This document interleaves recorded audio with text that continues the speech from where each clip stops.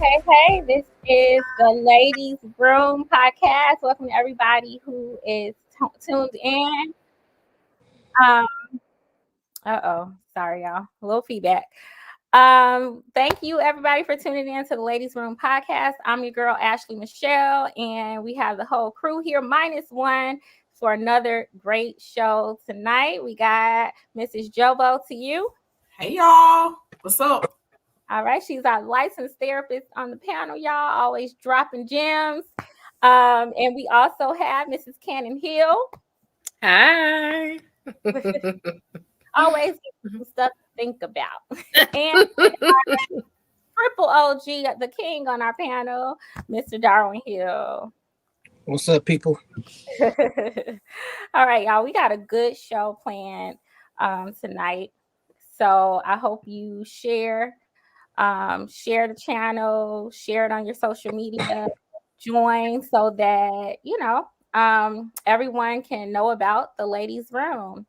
All right, so our first topic for tonight is pertaining to Gypsy Rose. All right, for those of you who don't know, Gypsy Rose is a young woman whose mom actually abused her, not necessarily physically, but she isolated her from other people her age and had her thinking that she had a terminal illness that she didn't really have.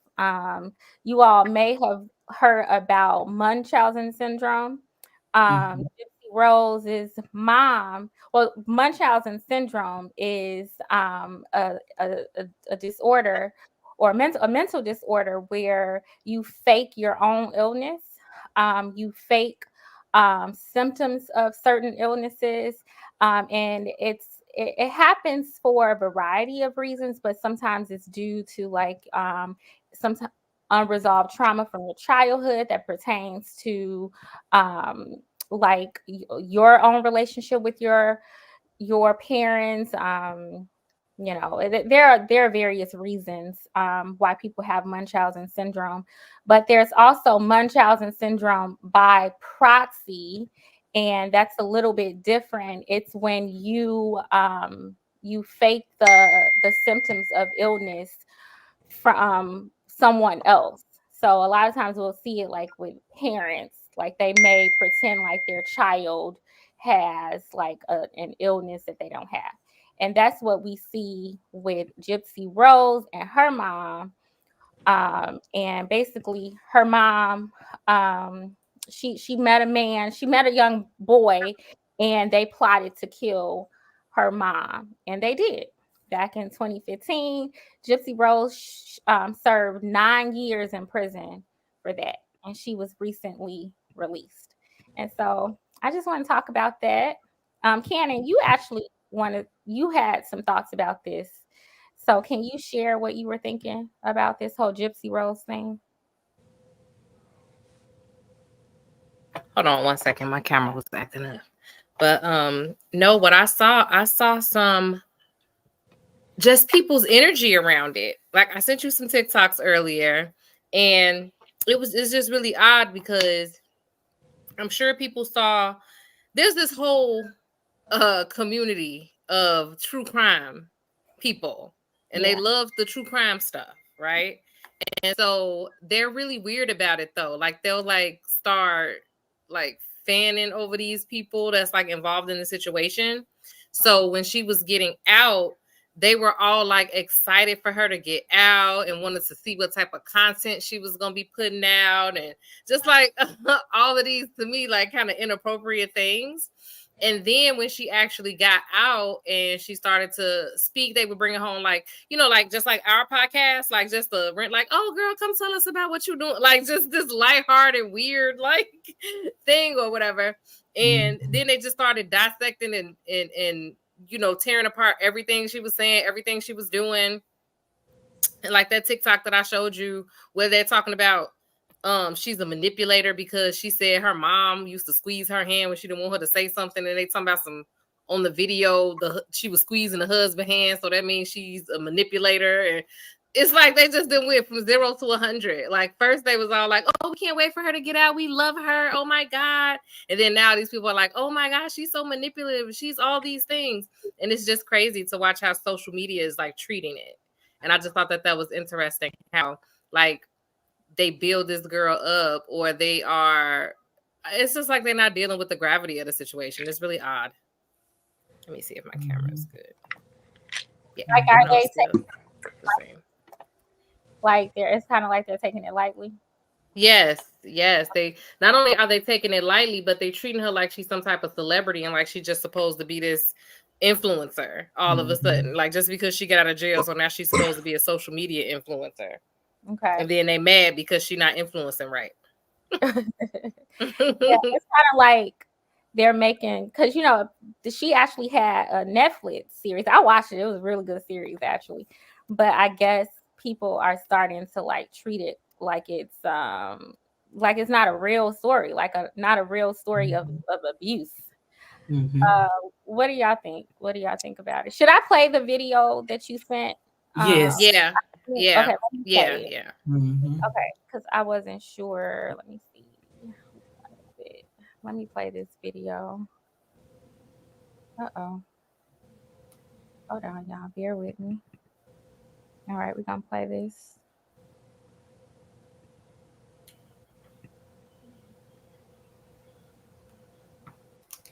Here we go.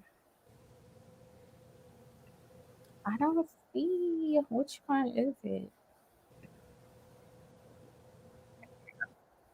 After she recently said this in an interview.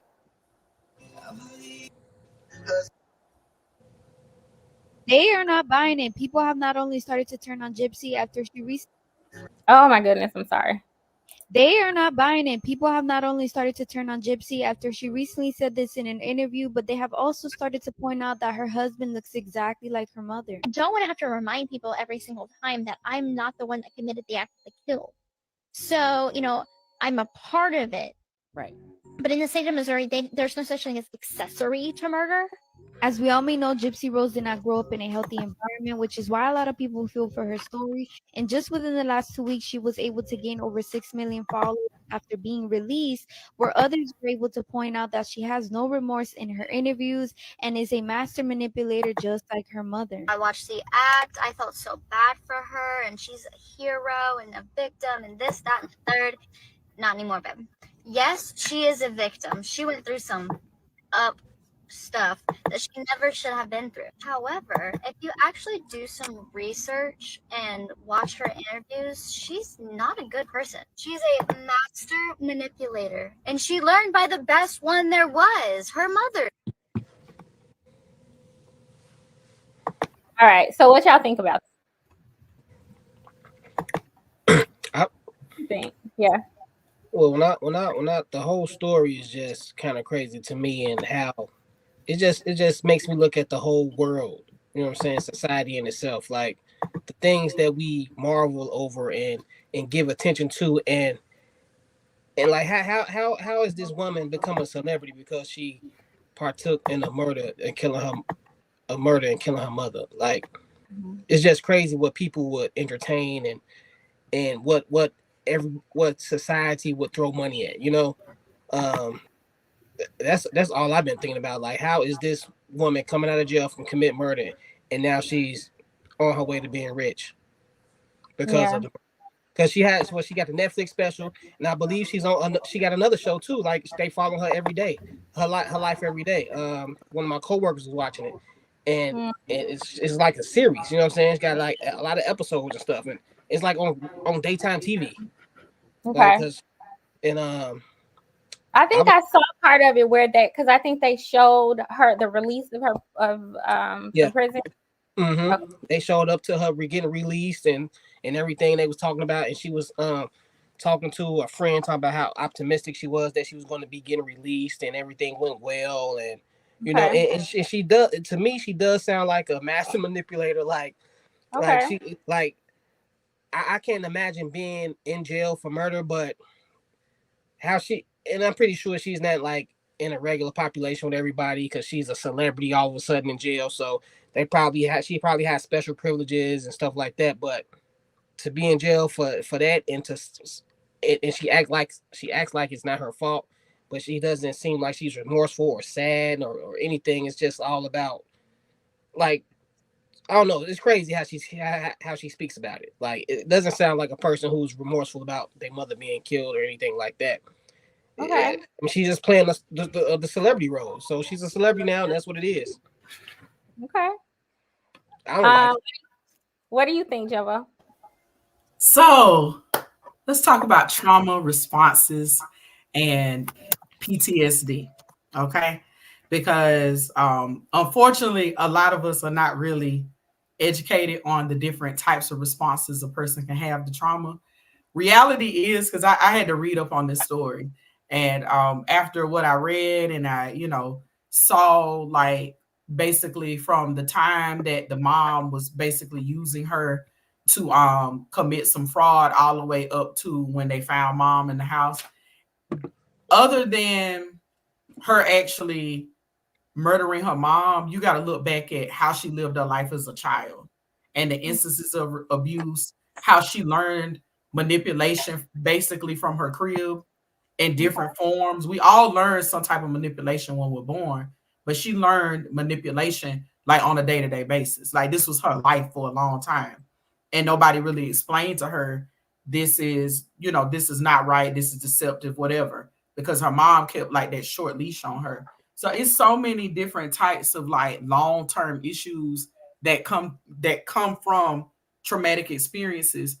One of them is that sense of meaning and management of feelings and emotions. Like, a lot of times people think that that person who has experienced the trauma, they should be someone who, they should be still scared of the perpetrator, or they have bad memories. But one of the trauma responses for PTSD is that they either exhibit the same behaviors of their perpetrator, or they hold behaviors that their perpetrator committed upon them. They hold those behaviors to some type of high esteem.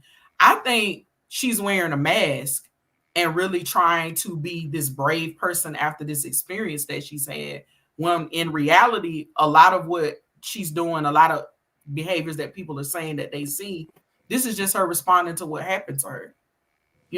She's doing what she learned how to do from her mom, and she's having responses based on what happened to her. Doesn't mean that she shouldn't have been held accountable for the actual, death of her mom. But at the same time, like I say all the time, manage your expectations. She's had a very traumatic experience, and it's going to take her years, if not the rest of her life, to like really work through this. Obviously there's some people around her that are kind of boosting the celebrity image. I hope she has somebody around her who's boosting the healing image. Mhm. So is this like when I first heard about this, and just me, that's the raw thought I had in my head, right? I'm just excuse my language, but I was like, man, this bitch should still be in jail. That's what my thought. Like, she should be locked the fuck up, right? But whatever reason, we know the reason, but she is out, and now half the world looks at her as a victim, and she needs some help, and she needs healing, and all this other stuff, and I'm on the other half that's like, man, fuck that. She's a murderer. She needs to be in jail. Well, but do you actually know like what her mother was doing to her? Like her mother, her mother was taking her around. Listen, so just imagine this. Just imagine if I took Day and was taking Day to doctors constantly, having to put her on medication that she did not need, that was actually making her sick, so that she, to the point where she couldn't even walk. She had to use a wheelchair, right? Well, it was nothing wrong with the girl, but her mother was actually making her sick and making her believe she was sick. Shaved all her hair off to make her think, to pretend like she had cancer. It was nothing wrong with her hair. Had the girl walk around here bald. Had the girl behaving in a way that was younger than her age because she was saying that she was developmentally delayed. She was not developmentally delayed. Like, her mother was doing this stuff to her from the time she was very small. So why she not in the psych? So why she ain't in the medication was what was messing her up to such a point that her teeth fell out. So why her she in the teeth psych fell hospital? out. Why she not in a psych jail, a psych prison there? I can't answer that. Tried to. And I was about to finish. And then when she became an adult, her mother still would not let her she wouldn't let her get away. Like, her mother was like, she was lying to people and being like, oh no, she's she needs help. Like she tried to run away, and her mother still came back and I get all of this. Yeah. I get all of that. My thing is, what in court can a black person go and tell all these sob stories and be like, and be out like, how many months did she do? Did she even do a year? She did 8 years. Man, what the fuck? She look young as hell. I'm just not finding out about this Gypsy Rose. Obviously, she's a big thing. We gonna watch the movie. We gonna. It's a movie about it. It's a movie. She got a movie too. God, yeah, they've been put the movie out. Yeah. Oh my god. Is there a movie in addition to the Netflix series? Yes. Yeah. Oh, okay. Well, yeah. Yes. I mean, when you watch the series, I watch the series. This the movie on right here?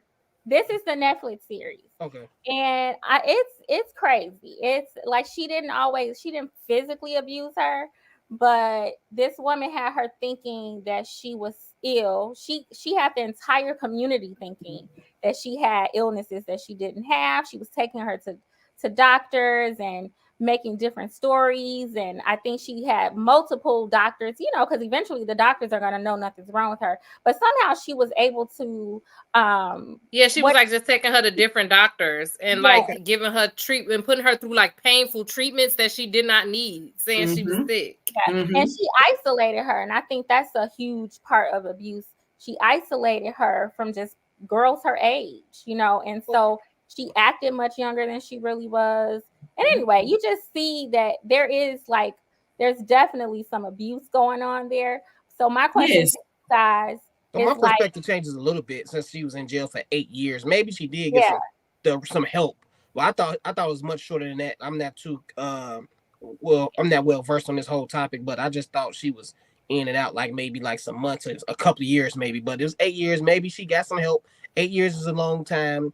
She could have got the right help that she needs to come out in society. But 8 years for a murder that was premeditated, because I hear what her mother did. Yeah, her mother did some horrible things to her, but she still had to sit back and think about how she was gonna retaliate to convince her boyfriend to do this. So that's murder all day long. I don't even look at it as thinking about how to retaliate. I think of it as literally feeling like she couldn't get away. Because she had tried to run away. She was an adult. And she had ran away and gotten away, and her mother convinced like the police and stuff, like, oh no, she's delayed. No, I'm her guardian, like, and they sent her back. And so she felt like, I could just imagine how if she grew up that, like, it's one thing because we grew up how we grew up, so it's other option, like, oh, you could, I ain't gonna stay here, like that. But I can only imagine, like Miss Jovo was saying, if you've been isolated and just told certain things for so long, and then you try to run away, and then you still get brought back.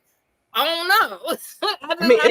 It's a sad, tough situation. I mean, it's tough. You know what I'm saying? Because you don't. At the same time, you do want to have some type of sympathy for her, but at the same time, like, we know how the legal system is, and we know 9 times out of 10, other people that look like us, we ain't gonna get that same break. And I'm just looking at it like, okay, it's a sad story, but everybody got their sad stories. Everybody got treated wrong, and I'm not here to gauge how wrong she got treated as opposed to somebody else how wrong they got treated. That's not my job. I'm not qualified to do that. But I just want us to understand that explanation of behavioral responses to trauma is not a cop-out to not hold the person accountable for their behaviors. Like, and what I'm saying that because I'm explaining to you all, like, the different people respond to trauma in different ways. So it's not an excuse, but a lot of this behavior would probably like decease or just stop altogether if we have a better understanding of behavior. You have to kind of get in the mind, the thought process, and the emotional process of a person who's been through trauma. I'm not saying that she shouldn't have went to jail. What I'm trying to give is a clear picture of why someone would do this. She's literally trying to get away from the person that basically had been abusing her since she's been here. So it's like all of the things that we see now, like her, like I saw those TikTok videos that Cannon was sending us, and I watched a couple of other clips on Facebook. kind of this attitude of, I don't care what people say. And, I'm just going to be me. And I'm a whole lot better person since I'm out of that situation. That is a front. She is very much still traumatized by what happened to her, on top of the fact that she was incarcerated for it. And I don't know if any of you all ever worked in a prison, let alone did like extensive time inside of a lock facility. That alone, after you've been abused and traumatized, that environment alone is traumatizing. So it's not to say that, oh, she shouldn't be held accountable. It's just to say that, okay, let me give y'all a clear picture as to why she's lashing out and kind of got this nonchalant attitude all of a sudden, or this, I got it like that attitude. This is a response to what happened to her. And I get all of that, but for me, for a person like me, I will never get a clear understanding because I don't know her, and I don't know what she really, how bad it affected her. I don't think no one will. So I don't know how manipulative she is. I don't know what part was actually stemmed from the trauma that she had with her mother, or like could have been retaliation. I don't know the situation enough to. I don't know her enough to be like, oh, she committed murder. That's all I'm looking at. Like, and I went in her home where her mother was doing all these things. So I will never, and it's cool. I don't have to understand it. I don't have to understand it. You know what I'm saying? I'm not in her mind or whatever, and I'm not trying to understand it. But I just know it's a hard situation. Raquel to be in. You know what I'm saying? So. Raquel does have like an interesting comment. She says, not until she got a good taste of that man, because she meets this young boy, right? Now all of a sudden she got some sense. That man laid it on her. So my thought is, okay, well, yes, she was definitely being abused. She started to kind of realize that something wasn't right with her living situation, but it wasn't until she met the boy. And the boy didn't necessarily know what her condition was or like what her mom was doing to her. But that's, if I remember correctly, that's when she really started to like want to get away. So do you all think that, had this boy not been around, that she would have done the same thing? Do you think it was mostly the boy motivating it? What do you all think about that? That's actually a great point. And I think if the boy wouldn't have came around, maybe somebody would have came around to give her another view of things, because she probably felt good with the boy. She probably started getting some emotions that she never felt before, and she probably never wanted to leave that place, which probably made her be like, I got to get away from my mother, because my mother is potentially going to stop me from being where I feel good at. And so she probably started devising these plans, and that probably wasn't even the first plan she devised. That's just the last plan that we know of. She probably had all types of escape plans, and maybe it didn't work, and she got desperate. I will never know, but I do feel like, because she found someone she thought that she loved, and she probably felt in a good place with the dude, and she wanted to stay there. And she probably told him about everything, and he probably felt like, hey, I don't know who the idea was. Of course she says it was his, and she's making it seem like he did it and I didn't actually do it, but you did actually do it. You just didn't actually do the physical act of it, but whatever. But yeah, I do think he had a lot to do with it. Well, Gypsy Rose has a little something to say to all her haters. Okay, someone says to. Where is it? Oh no! All her haters. Well, you're already clapping back on social media. I've seen those. I do believe y'all had some spicy things to say to each other. Well, I can handle negative comments towards me because I don't care.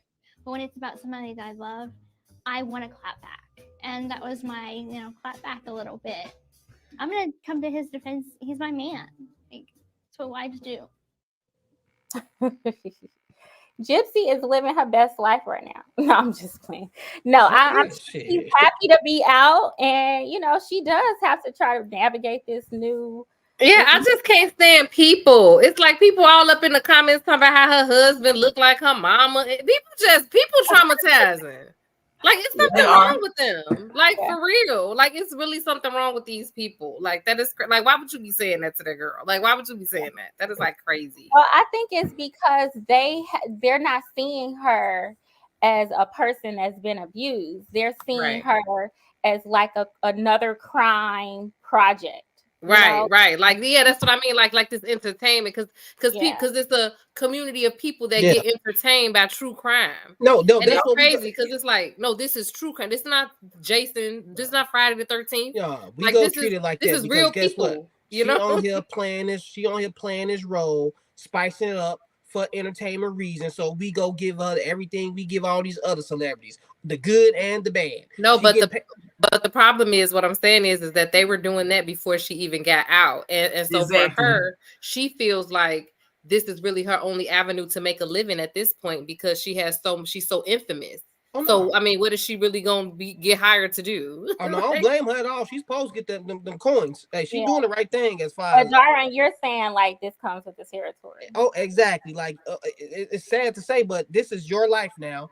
You're a celebrity. You wanted to be a celebrity because you didn't have to sign no papers to be on no TV and all this and that and get them checks you're getting. You didn't have to do that. You wanted to tell your story. You want everybody to know your side of the story, how you ain't had nothing to do with the actual murder. So now you open to get judged like everybody else. If you don't want to get judged, you don't want the negative comments, then stay out the public. No, but my thing is that in her situation is that really her story is already out and people is already, you see what I'm saying? So it's it's almost They like being created a shoved. monster. Right. It's like being shoved into a situation. But yeah, that's cool. But this could have been like a year thing. She's gonna have probably 10 to 13 episodes of her life for the next 20 years, like them other reality TV shows. So this is what she signed up for. This could die down very quick, but it's not gonna die down. It's all because of her. It's not gonna die down. It's not all because of her. What I'm not. saying is because she's in that true crime community, right? She's infamous in it. They have an interest in her, what she's doing. They're gonna be following her, chasing her. They're gonna like she's like a Jeffrey Dahmer, what I'm telling you is these people. Jeffrey Dahmer no more. Ain't time about yes, no more. Yes, they are. Yes, they are. Who talking about him? People that story is unforgettable. Every decade they talk about this man. That story is unforgettable. It's the true crime community. You right. have to you know how it's different communities, the people that come together, and you will never really know what they over there talking about and what they doing, right? Unless I'm you not go in no peek in true there. crime community, and I'm telling you that. And I'm telling you that they be that they like love this stuff. Like they got this is what they do. Like it's crazy. Exactly. I'm telling they created the monster that they made. They the now. ones who be writing to these people as pen pals who be marrying them and doing all this stuff. Like her mama made her. Nope, the true crime community, they got exactly what they asked for. Yeah. Every time they get exactly what they asked for.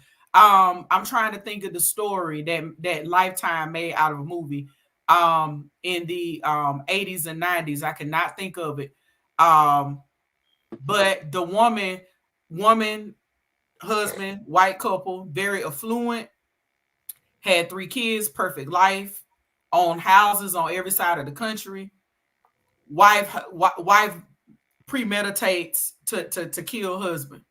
And he had a lot of money. He basically came home one day and was like, I don't want to be married to you anymore. And she couldn't deal with it. So she planned out his murder and successfully killed him. And then his new wife. And they're still talking about that story still to this day. True crime makes some of this that like manage your expectations. Like they Where this lady at? Where this lady at? Where this lady at? She's still in jail? She did time in prison. And not only did she do an interview on the actual Oprah Winfrey show when Oprah actually had a talk show, I think twice, they interviewed her again when she got released from prison. And she still justifies, killing her husband and his new wife. She still to this day. You know why? Because that true crime community that rallied behind her saying, he shouldn't have dumped you like that. And yeah, you should have got rid of him like that. She still got a little cheer section. So as long as she got that cheer section, she's going to go with the whole, I was justified in my actions. Like I always tell people that nothing is traumatizing to you until it actually happens to you. And she was one of those stay-at-home moms, believed in the sanctity of marriage. Almost 30 years of marriage, and your husband come home one day and just tells you, we're done. She responded traumatically. She did. And it's not to excuse her behavior because she went to prison and did 80% of her time. The feds got to her. But still, it happens. Like the people that rally behind these people, they hold some responsibility to that too. So I agree with what Cannon said. They created this Gypsy Rose character. They played a part in it. The celebrity part, as Darwin would say. Y'all giving her too much victim. Y'all victim that she playing that part of it too. No, but she is a victim of abuse. No matter how you try to twist the story, her mother abused her. And so now whether she's using her stance as a victim to her advantage financially and otherwise, yeah, absolutely. But it's reasons behind behavior. People have different responses to different things. Mm-hmm. Mm-hmm. All right, y'all. We're gonna go ahead and move on to the next topic. Before we do, I want to just remind you all that we each have our own individual shows. Cannon does Candy with Cannon. It's not on Clubhouse, it's actually YouTube. I'm sorry, I thought I changed that. We're gonna start this probably next month. Every third Monday is Cannon gonna be coming to you all with conversations to push your thinking. We got Mrs. Jovo, a convo with Jovo. Come get your free therapy, y'all. Every third Thursday on YouTube, right here in the ladies' room. Jovo is going to talk with you guys. You can call in and, get her perspective as a therapist. Raven's not here right now. She'll be in a little later, but she has a show, Real Talk with Raven. Tune in every fourth Monday of the month. And she'll be talking about everything relative to like some young people. I'm just playing. All the like younger millennials. Is she considered a millennial? Raven? I think so. I don't know. But and then our Triple OG has a show as well that is in the works. Can you tell us about your show, Darwin? It's gonna be an R&B session. We're gonna do some late night R&B and just talk about different songs and how it relates to life and moments that you had in your life that got you through.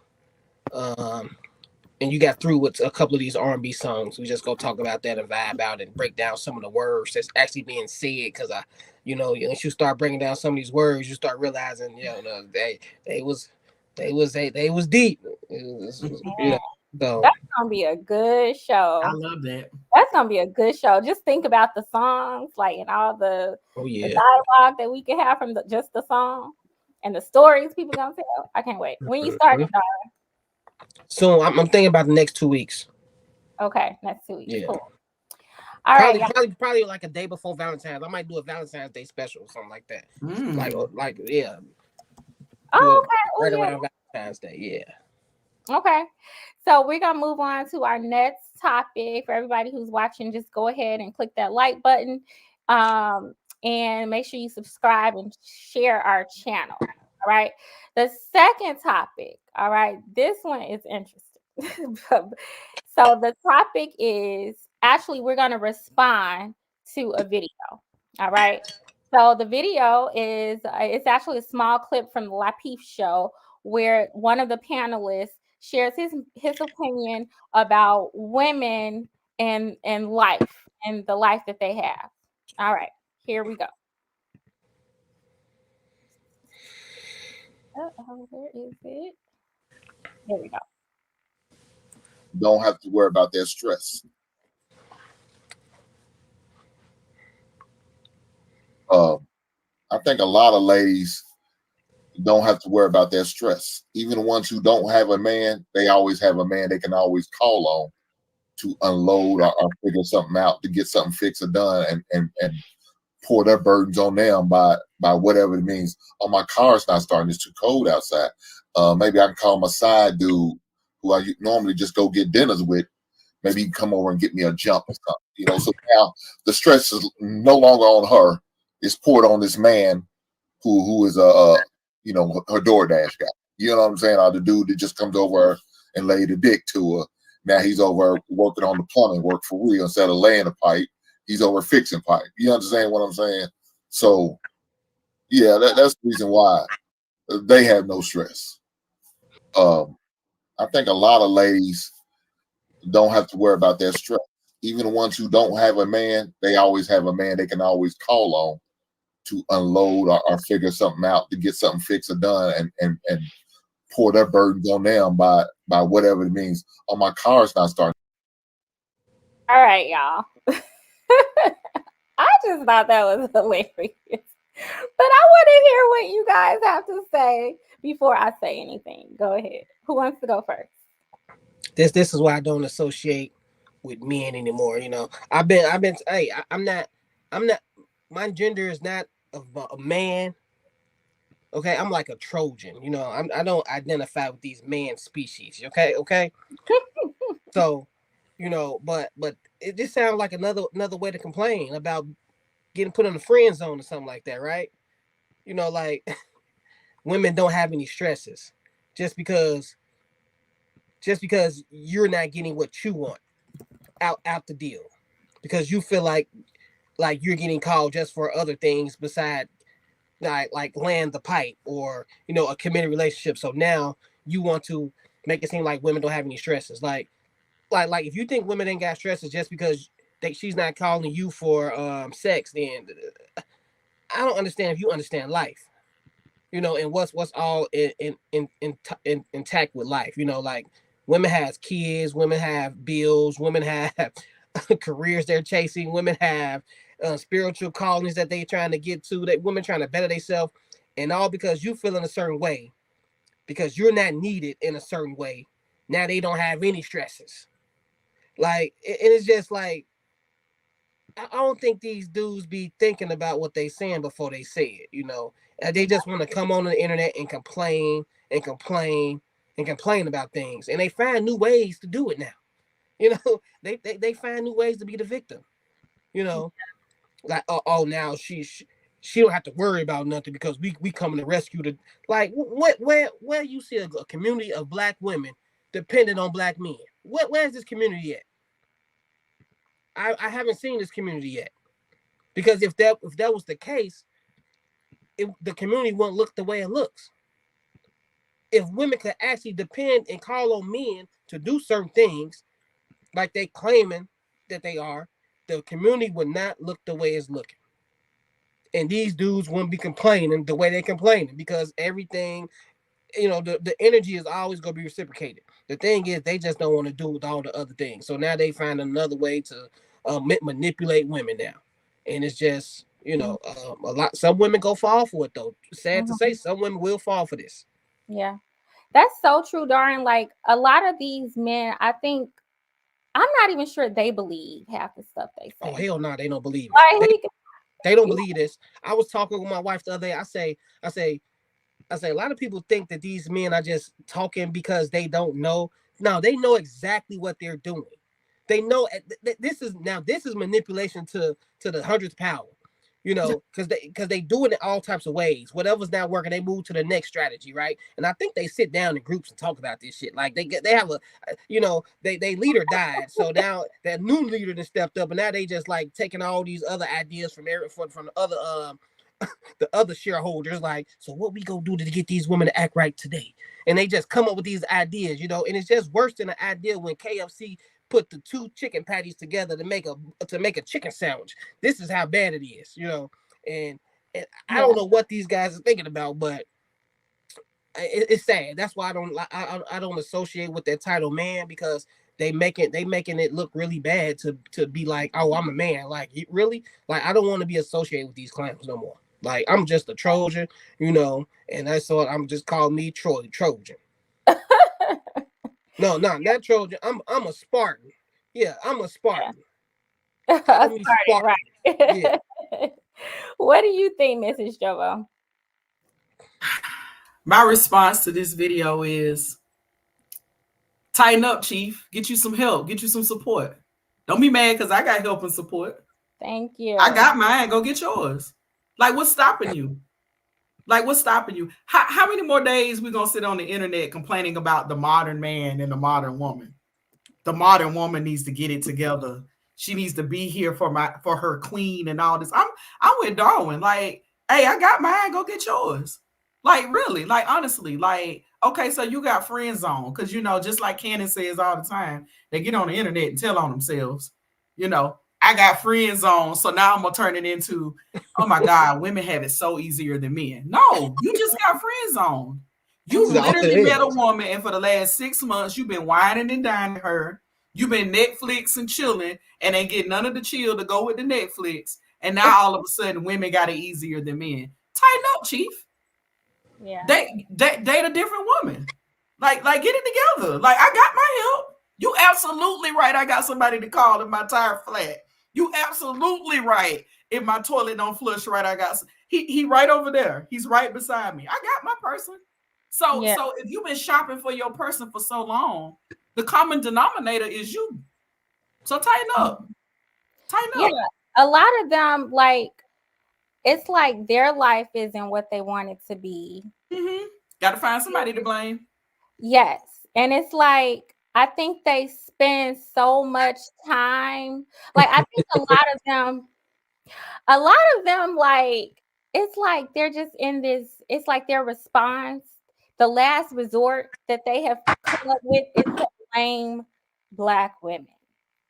You know, blame women. I feel like that's like the last resort, the first resort, the only resort. Last resort. Shit.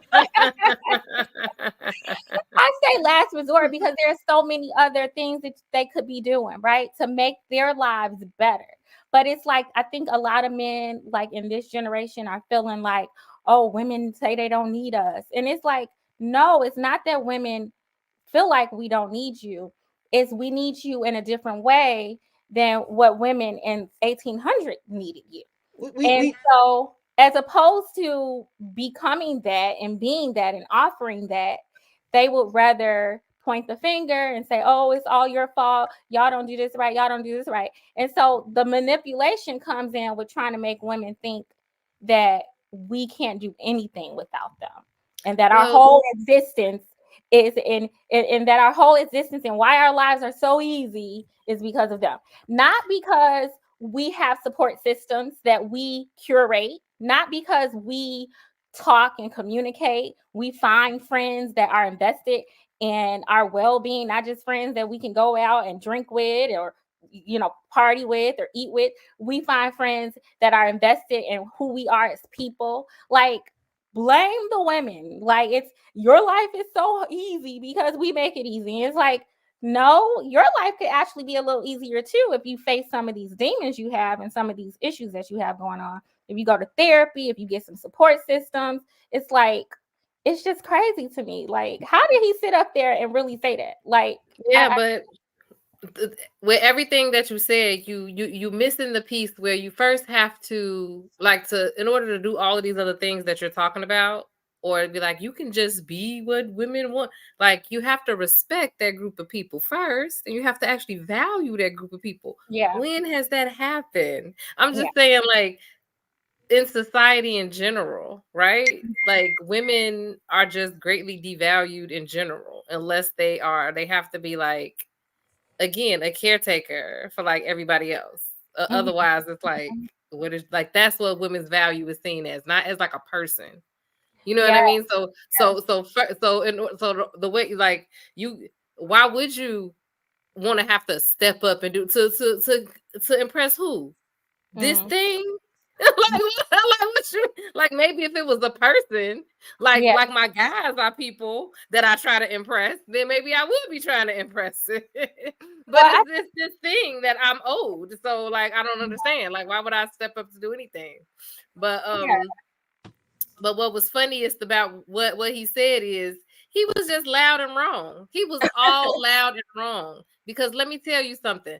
We know good and doggone well you cannot call the DoorDash guy to come and fix your flat tire or to jump your car. You have the guy that you call to fix your tire and jump your car. Duh. Like you can't conflate them guys.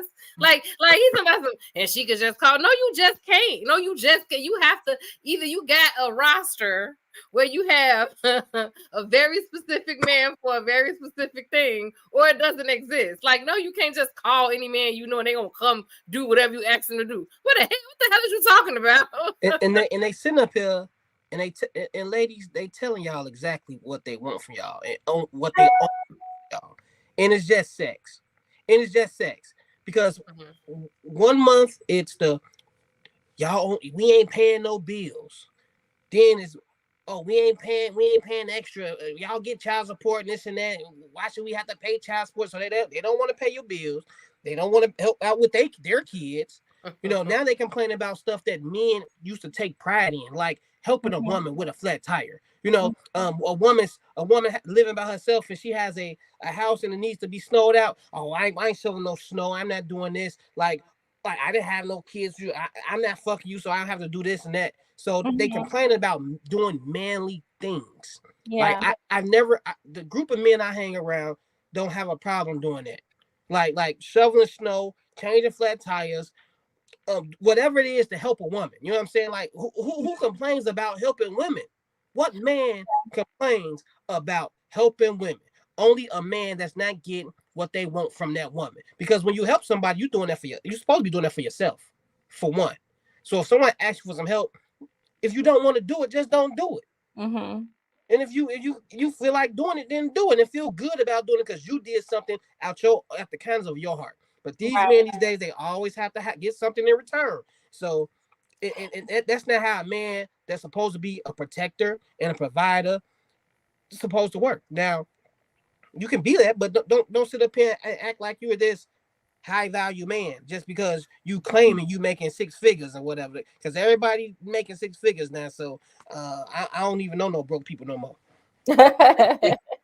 This reminds me of a conversation that I saw on Facebook, and it comes up often. Like every once in a while, it comes up. I think a woman posted something about how no guy would help her carry something to the car, and a lot of the guys were just in the comments like, I ain't her man, pretty much all the stuff you just said, Darwin, like why women act so entitled. I'm not obligated to do anything for a woman just because she's a woman. And my thinking was like, you're not obligated to do anything for anybody, but whatever just happened to being a good person, like just be a good person. Like it's just amazing to me. And these are the same men that will get on social media and talk about how women are not feminine and women are. But you can tell the difference in like how a person just basically carries themselves and moves. Because I will be out and about and sometimes there'll be men who you just see like they gonna grab something or help you with something, you know what I'm saying, or whatever. But to me it's just like the same thing if you like see an elderly person struggling or like anybody should help. Like, why would you be like, I don't know that? Like, what is wrong with you? Like, what is going on? Their favorite response is, well, women say they're equal now. And I'm like, what does that have to do with being a nice person? But they'll hold the door open for that dude. Because they're saying, I got it, bro. What up, bro? I got you. I got like as nice as these dudes is to other dudes. And I see it all the time. And I just be like, but y'all wonder why women are calling y'all zesty. Y'all are super nice to the dudes and to the bros. Super nice. Is it because y'all getting some ding-a-ling from them? Because y'all only doing stuff when y'all getting sex, right? That's how they make it seem like I'm only gonna do something for a woman that's giving me something in return. So is it the same thing for a man? You're only gonna do something for a man if you get something in return? Like that's what we breaking it down. So you got to understand, like, y'all are not treating these women like humans. Y'all treat them like objects and material things. So when they start treating y'all ass back the same way, don't get mad. Y'all taught them the game. Like I've been saying, y'all taught these women the game. Y'all showed them that y'all wasn't slick enough when y'all was manipulating. They wasn't slick enough when they was doing what they was doing over the past years. Because if they was, the women would have never caught on to how they've been getting treated. But now that women have caught on to how they're getting treated, now they know they have that third eye. Now it's only thing you have to do is just adjust and start treating women a little bit better. You know what I'm saying? That's And all. you know, it's like what my mentor, shout out to Miss Yvonne Brown. It's like what she used to tell us, like failure to go within means you're gonna go without. And I think a lot of these guys, they just, you know, they refuse to work on themselves. And you know, somebody got to be to blame. Somebody got to be, in this case, the fall woman. So you know what? We're gonna blame it on Black women. I'm not gonna work on my mother issues. I'm not gonna work on the fact that my father may not be as present as I want him to be. I'm not gonna work on myself financially. I'm not gonna, you know, move out from my mama basement. I'm not going to put down any of my creep tendencies. I just need to find somebody to blame. So I'm gonna blame Black women. I'm gonna blame them. I'm gonna blame the girl that friend zoned me because he sounded like somebody who just recently got friend zoned. And we're gonna see more of this talk as Valentine's Day approaches. You know, as all these, you know, what they like to call these women holidays, Valentine's Day and Mother's Day. We're gonna see a whole lot more of this. And it's just crazy. Like, if you don't like something about your life, you do something to change it. You want more help and support, seek help and support. But don't be getting mad. Like, I had a random dude like get mad at me because I was in a conversation with someone talking about something similar, and he just kind of glared at me like, well, you got a husband at home, so you don't lack support.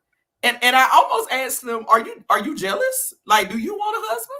Like, I mean, he do. Like he just had, like what Darwin, just what you was just saying. Like he just had this chip on his shoulder, and I'm just like, well, why don't we want to be happy for each other anymore? Why don't we want to? Why do we think that you're the reason for the lot in my life? You know what I'm saying? You, the Black woman, you the reason why I can't get ahead. I don't even know you. Like I don't even know you. It's insane. Another thing that stuck out to me was just like, and y'all kind of touched on it, but just his narrow view of what women are. Like Darwin, you were saying, like they don't see women as women. Like he really just sees women in relation to himself.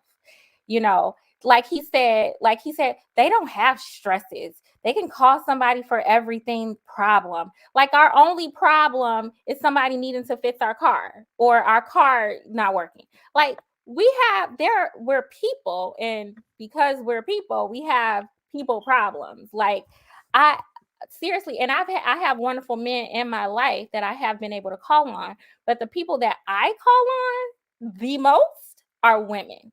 Okay. And that's for literally every woman that I know. That's whether they have good husbands or not. Women have always called on each other as their support systems. And we have all types of issues that are not just related to cars, like health issues, issues with our kids, like all types of issues that a man cannot fix just by virtue of being. But most of the time, I figured out that most of the time when they be saying this stuff, they don't even know how to do it. Like I just wanted to be in that chat and ask them, like, do you know how to do an oil change? Like, do you know how to do this? And most of the time, they don't even know how to do the stuff that they sit up here complaining about. Like, she not calling you then. What are you complaining about? You know what I'm saying? So, like, man, it's ridiculous. I was at the gym. I got a quick little story. I was at the gym, about 30 dudes there, right? I'm gonna give you. I'm sitting on the side. I'm sitting on the side. We just talking, and the conversation came up about, you know, accepting drinks and buying drinks for women when you at the bar, stuff like that, when you by yourself. And I told him, I said, yeah, I bought women drinks, you know, when I'm by myself. And I've had conversations with a woman. If we talking, I order a drink, I order her one too. You know, it's just out of, you know, just because we having a good conversation. And they was like, what? They was like, you ain't trying to get a number or anything? I was like, no. I'm like, why would I? I was like, and women have bought me drinks. We just having a nice conversation. It's just like a kind gesture to do, you know. And so I asked him, I say, so you ain't never bought a woman at a drink, a woman at the bar a drink who you didn't find attractive? They like, hell no. I say, so if she was attractive, you'll buy a drink. Yeah, I buy a drink. I say, y'all bad humans. You know, y'all are fucking bad humans. Like, if you can sit up here and engage with a woman for a whole hour, and I asked him, I said, did you enjoy the conversation? They say, yeah. I said, so you enjoyed the conversation, you enjoyed the time you had, and she was enlightening to you and stuff like that. You learned something from her, and you ordered a drink, and you couldn't even order her one because you didn't find her attractive. I said, y'all bad humans. You know what I'm saying? Like, it shouldn't be like that, you know. And Yeah. they just looked at me like I'm again a simp, you know what I'm saying? Because Mhm. I will buy a woman a drink that I'm not trying to smash because I'm just sitting here having a nice conversation, and I just value humans and I just value a good time. You know what I'm saying? It ain't all about just trying to fuck. Like I if I like your company, I'm about to buy a drink. You want one? Boom. What? Like they felt Right. like I was doing some simp shit, and it Mhm. was like 30 of them in the gym. They was all, oh man, you a simp and this and that. I was like, I'm just looking at them like, yeah, nah, y'all some bad humans, and y'all. I say that's why y'all women don't like y'all going out by yourselves, because they know y'all trying to fuck everything. You know what I'm saying? So that's how these men are acting. Like you got to treat women like they human. Like it ain't all about just sex. And if it is, then you a lot of men need to go get some counseling. Like seriously, they need to go see why they only want to like why they so why they want to fuck everything. Like I don't know, but it's kind of crazy to me. Like Yeah, yeah. It's just his view of women is just so narrow. Like even with what he was talking about, yeah, she gonna get this dude to she effing this dude, and he gonna do. I'm like, every woman don't even function like that. One and two, it's just like really, this is all you know about women. The only problem women could ever have is a car problem or something where we were born a man to fix. It's like that shows me that a lot of these men are not happy in their relationships. They still haven't figured out that women are people. Like women are people. Like it's not, we don't just need a man to pay our bills and like to beat up the robber that breaks into the house at 3 o'clock in the morning. Like we're people that need respect and love, and it's like they don't get that. They really just don't seem to get it. No, but the thing is that because they've convinced themselves for so long that women are so different. That's why I hate all of that anyway. When it's like, because men and women are just not the same, and we're not. No, first of all, no two people are the same, but we're all human. We experience the same type of emotions. We hurt. We laugh. We cry. You know what I mean? Like we have a human experience, and the fact that they just try to like act like again that there's gonna have to be this. That's how I feel like they dehumanize women, and I feel like in order to be as self-centered and to mistreat other people the way that they tend to, you have to dehumanize them. You have to see them as not like yourself. You know what I'm saying? You have to be able to not identify with them, to be like, oh well, this is them and they're not like me. So like if somebody hurt me, yeah, that's like the worst thing in the world. But hurting them, I mean, they not like me, so they know how to be hurt. It's cool. Like they just don't like they don't like. and I think it's very easy for them to get that way because men and women are raised differently. You know, we are taught to not to dig into our emotions. So if we can't even dig into our own emotions, of course we ain't gonna understand a woman's emotions. You know, we don't even we not even in touch with our emotions. But So how we be in touch with y'all's? But then too, some of them are taught to dig in their emotions, but they refuse to. They have a sense of they're willful, meaning that like it's 2024. And I know in my community, the therapeutic community, for the last 3, 4, even 5 years, we've been on Black men, prioritize your mental health, prioritize your mental health.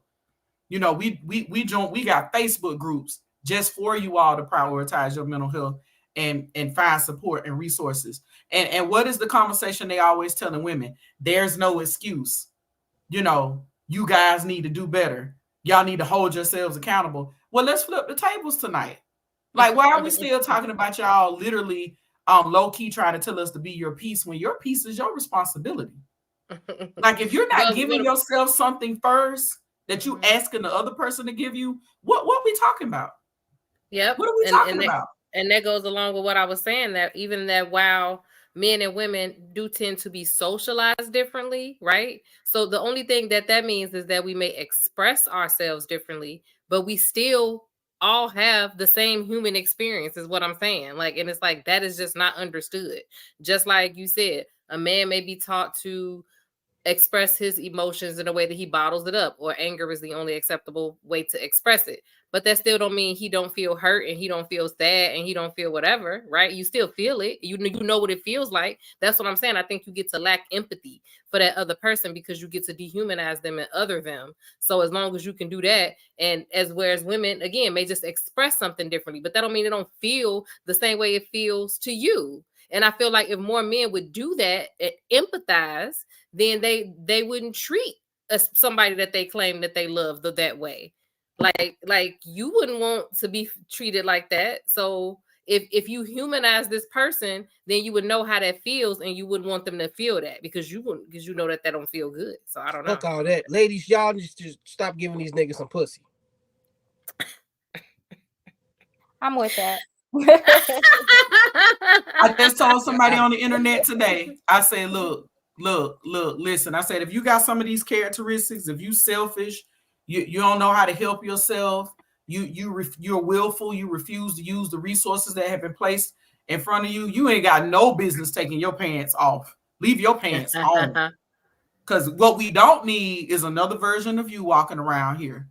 I'm helpless, and black women just need to be held more accountable, and Sexy Red need to be counseled, and all of this, and y'all need to be walking around 5 feet behind us. That's my king, and he's the leader of our house. Listen, we're not doing all of that. Find your help. Okay, find your resources. Because the other part of this is a lot of them are upset that black women, we have a tenacity and a sense of resilience. And y'all know what I'm talking about. One thing black women know how to do, we'll make a way. Shout out to the women in my family. Mm-hmm. Whoever's present, if something got to get done, it's going to get done. That's just what it is. We do what we need to do. So they don't never want to talk about that part. Like, don't get mad because you ain't got none of that. And if you need some of that, go find some of it. Like, seriously. A wise lady once told me, if I wanted to change the women that I attract, then I have to change myself.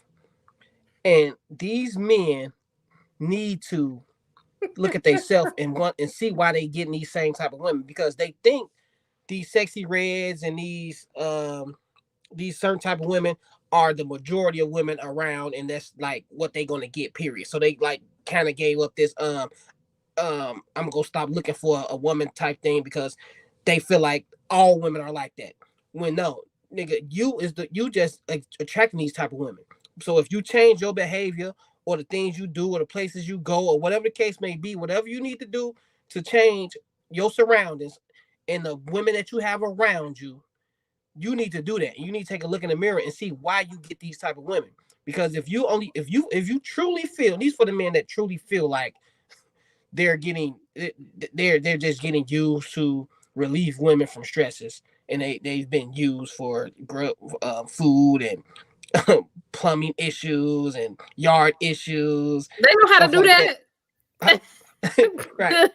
If they really truly feel like that, then they need to take a look at themselves and wonder and ask themselves, why do these women approach me that way? Why do these women come to me like that? And that, you know what I'm saying? Because I don't believe that they have a problem with it. They know that all women are not like that. Those are the women that they like. They constantly complaining about the women that they like. That's what it is. Period. Point blank. No. They they complain about. I believe a lot of men. They don't like some of the women that they attract. Just like you said, just like you said once before, they come across nice women, good women, nice wholesome women, calm women. They don't want those women. Those women not gonna be doing the stuff that they want them to do, like the way that they want them to do it, or whatever. They want to try to make the wild women they want to try to tame the wild women. That's what they want. So let me tell you, let me tell you a little thing about men. Men only really like who like them. Right? So meaning, yeah, they probably came across some women that they found attractive or was nice or caring or whatever, but they never really got a chance to know that, right? Because them women didn't like them, so they didn't engage. They find excuses to be like, oh, she looked like she stuck up. Oh, because you know what I'm saying, so they don't talk to the women. I'm talking about the women who have standards right? That they don't, they not finna be trying to meet those standards, is what I'm saying. So they gonna brush them women. Them women is too much. They she like you said, the women may be into them, but because she has a standard, they don't want that woman. They want the woman with low standards, but they want to complain about. No, because they you think they know what they're worth. Men know what they're worth, so they know. They see a woman with standards, they like they go find a reason to not talk to her or to not. Right. Yes, because they know, like, even so that's what I'm saying. They know that all women are not the same. They actively go after these women and complain.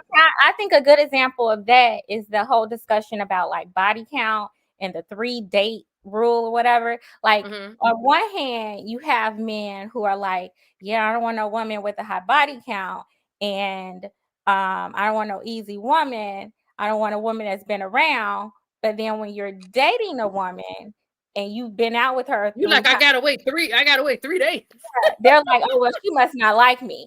So it's like, to me, it's like they want something that they really can't get.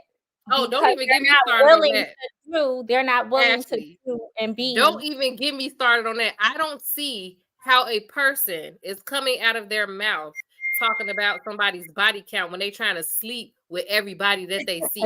That does not make any sense to me. Like, how you trying to sleep with everybody but complaining about the fact that they sleeping with everybody? You like what? Like you have to. They just had this conversation today. If a guy truly felt a way about a woman who sleeps around, then I would think that he would be a guy who, like you said, would be patient, right? Because he don't want women that sleep around, but he try to make a woman sleep with him quick. It doesn't make sense. They want the good girl or the girl with the low body count that ain't out here, but that's not gonna be the good girl for them. Like that's gonna be like everything else that all the other women that they say they don't want do, right? And I guess I was always different, because when I used to go out, we used to all go out, and if I got a woman that wanted to sleep with me on the first night, my guys was looking at me like, oh, she a whore and this and that. And I'm like, nah, nigga, I'm just sexy. I'm just that dude. You know what I'm saying? Like I don't know what you talking about. I don't know if she a whore. I just think she likes me. You know, and that's my thing. Like, it ain't even about me being cocky. It's just like a lot of men don't have confidence these days. They think they confident, but they're really not. Because if you was confident, you wouldn't even think like that. You wouldn't even think about her past. You know, I asked the guy the other day at work.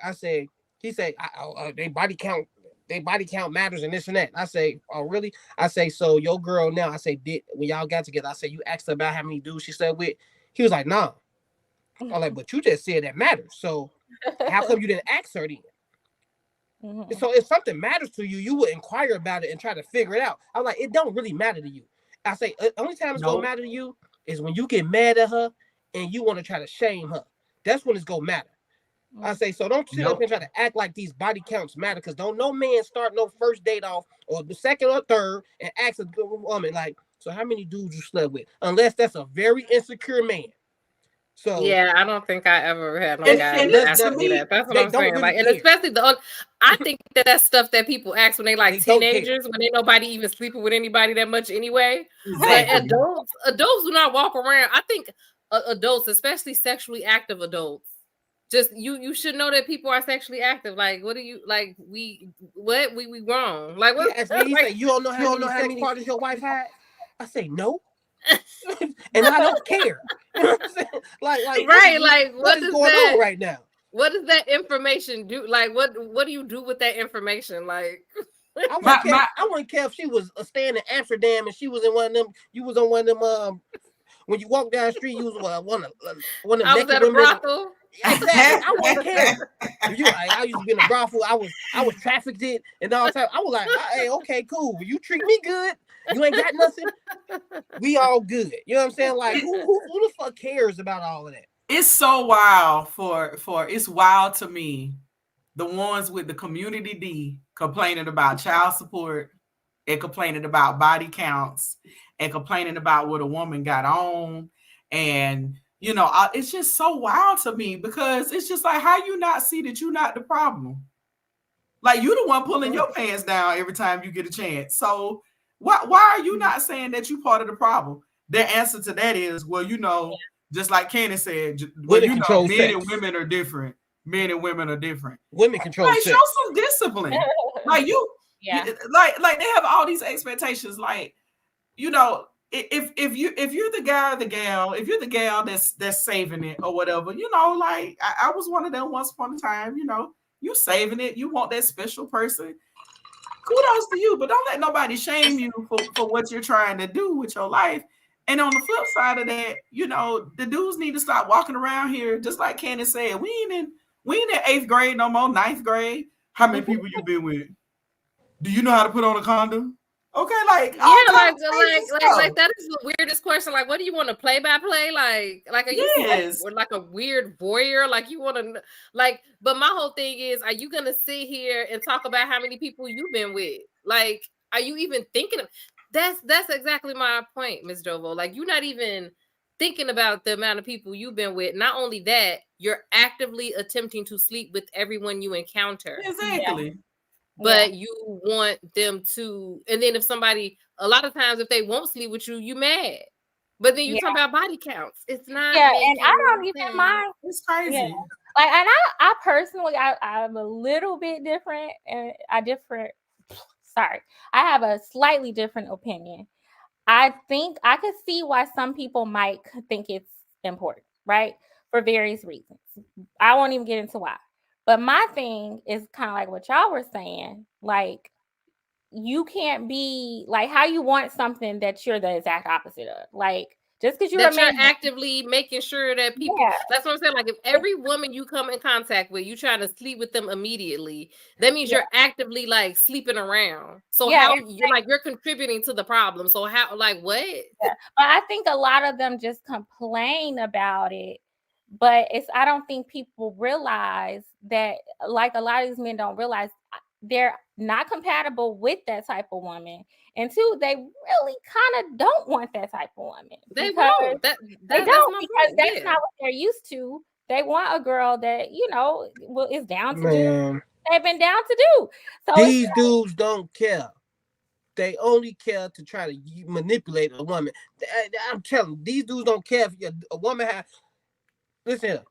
If they found out, just like the who's the girl, the Brittany Rayner dude, the Brittany Rayner, she's still getting dudes, and she told everybody how many dudes she done slept with, and she's still pulling dudes. Dudes do not care. They don't. They putting on podcasts. She got crystal commercials. You know, she doing interviews. She getting deals. And who y'all think getting her on these shows and getting her these deals? Not these Christian women saving their stuff for their husband. No, it's these dudes walking around here telling you that you need to dress like Michelle Obama. But y'all got Britney on your podcast. Yeah, and it's not just on your podcast. It's on their arm.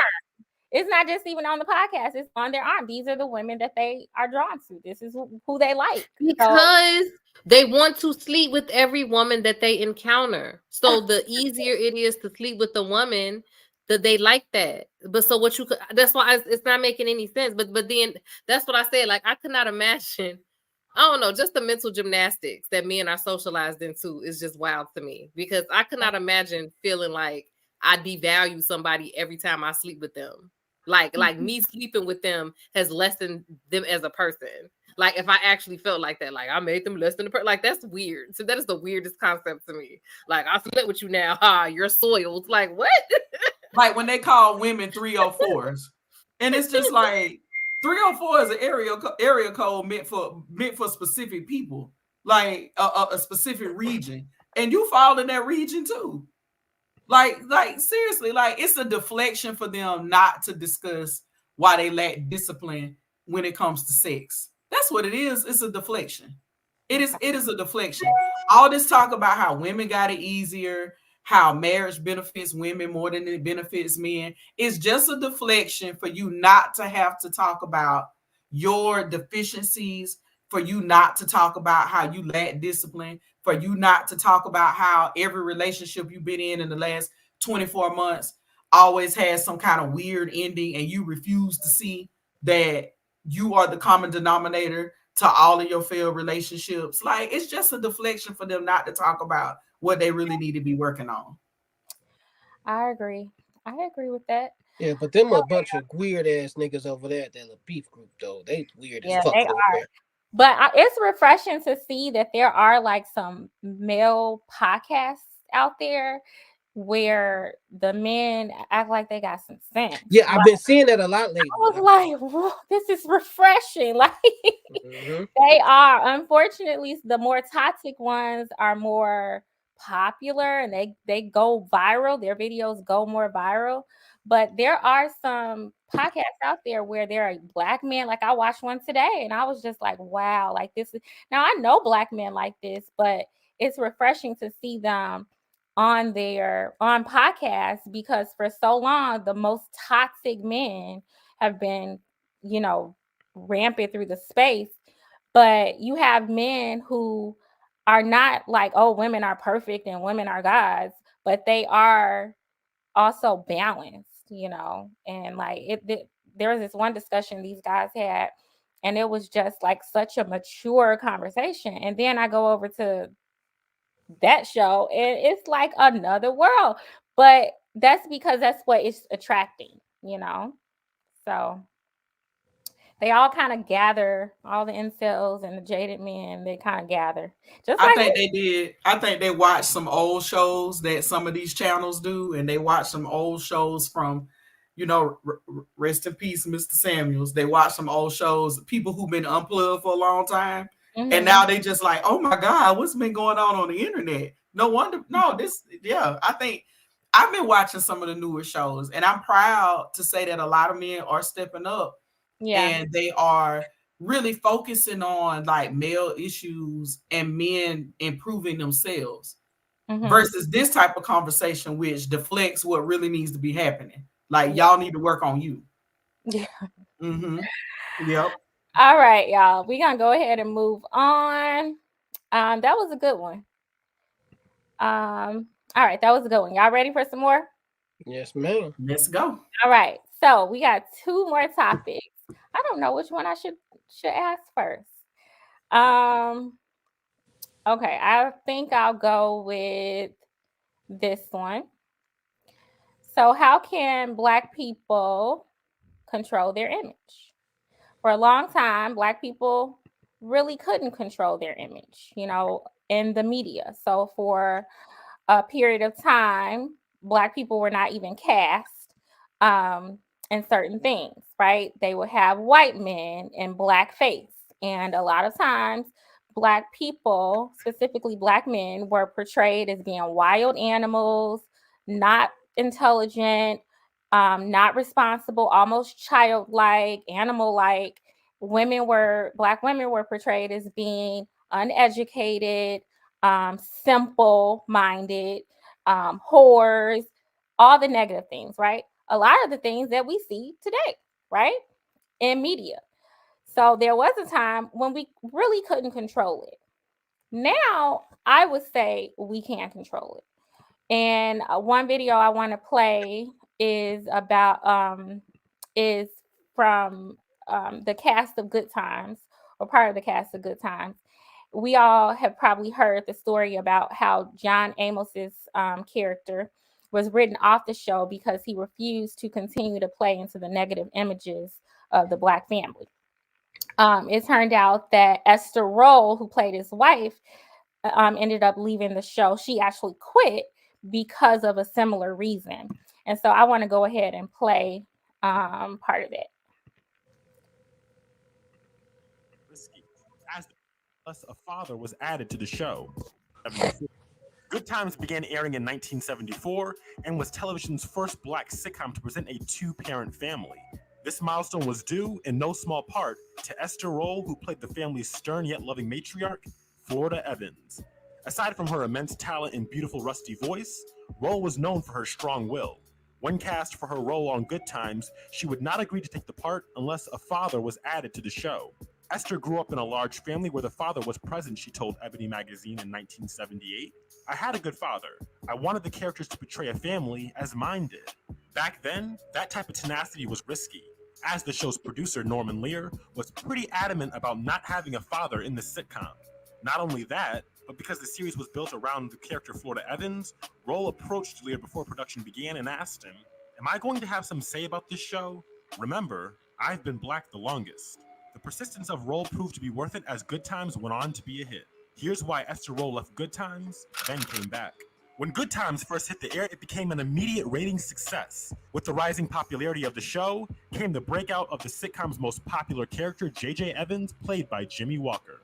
Known for his gleeful catchphrase, Dynamite, J.J. brought an element of humor to the show that many viewers enjoyed. Aren't you glad you let your fingers do the walking? Because you got kids and dynamite doing the talking. But for some of his castmates, including TV mom and dad Esther Roll and John Amos, his on-camera antics were a little less enjoyable.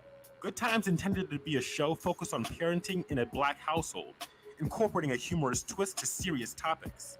But once producers got wind of how much audiences loved JJ, the focus became more about him and his shady escapades. Ralph Carter and Bernadette Stannis, who played the Evans children Michael and Thelma, were clearly on different paths than JJ in the show. With Michael having dreams of becoming a lawyer and Thelma a surgeon, jobless JJ an aspiring artist, negative images have been slipped in on us through the character of the oldest child. I resent the imagery that says to black kids that you can make it by standing on the corner saying dynamite, Roll told Ebony magazine in 1975. She followed that up with, "I did not agree to do a clown show for you to degrade young black men." All right. So that goes on. It goes on to explain why she left the show. And then John Amos's character was written off the show because he was speaking up about not wanting to continue to do this show with this dysfunctional black family, with a father that could never make a way, with a child, goofy children that weren't making good choices. They wanted to do something different. So how can we today control our image?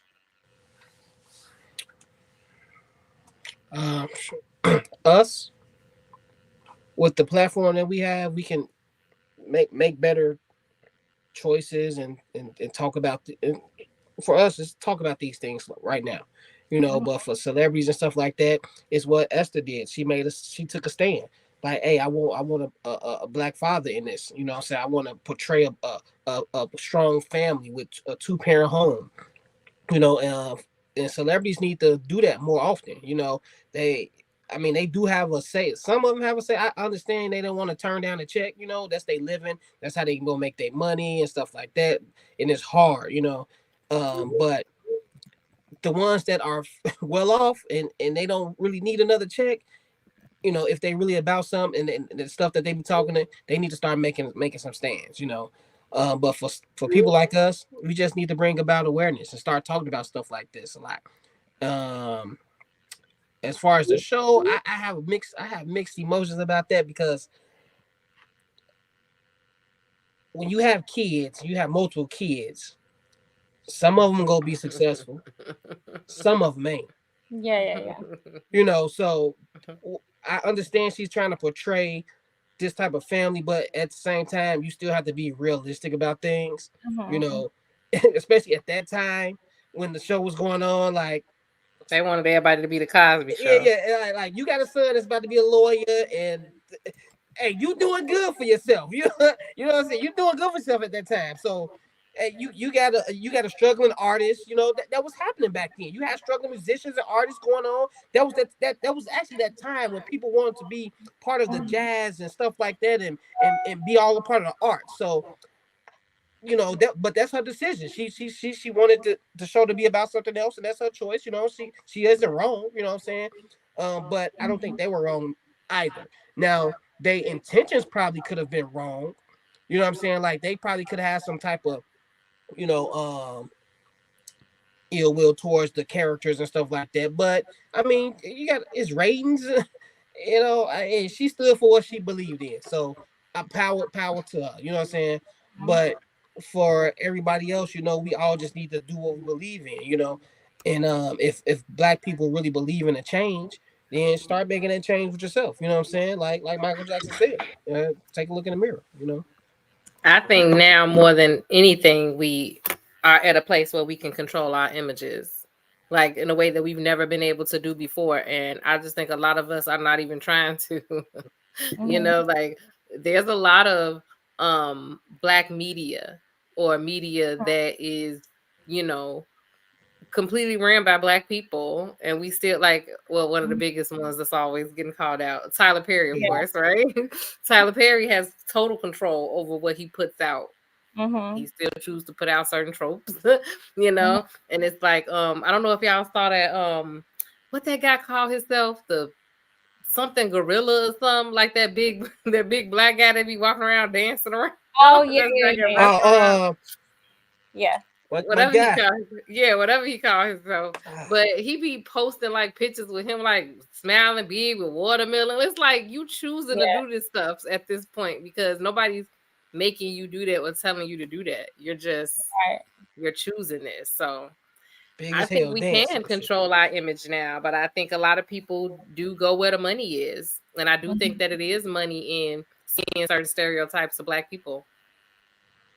Yeah. Yeah, it's true. Like a lot of people know that, you know, craziness, dysfunction, like, you know, ignorance, all those things sell, you know. Just like I think it was Steve Harvey when he was responding to what was her name? What was her name? The girl, the woman that Monique. He was just like, I gotta eat.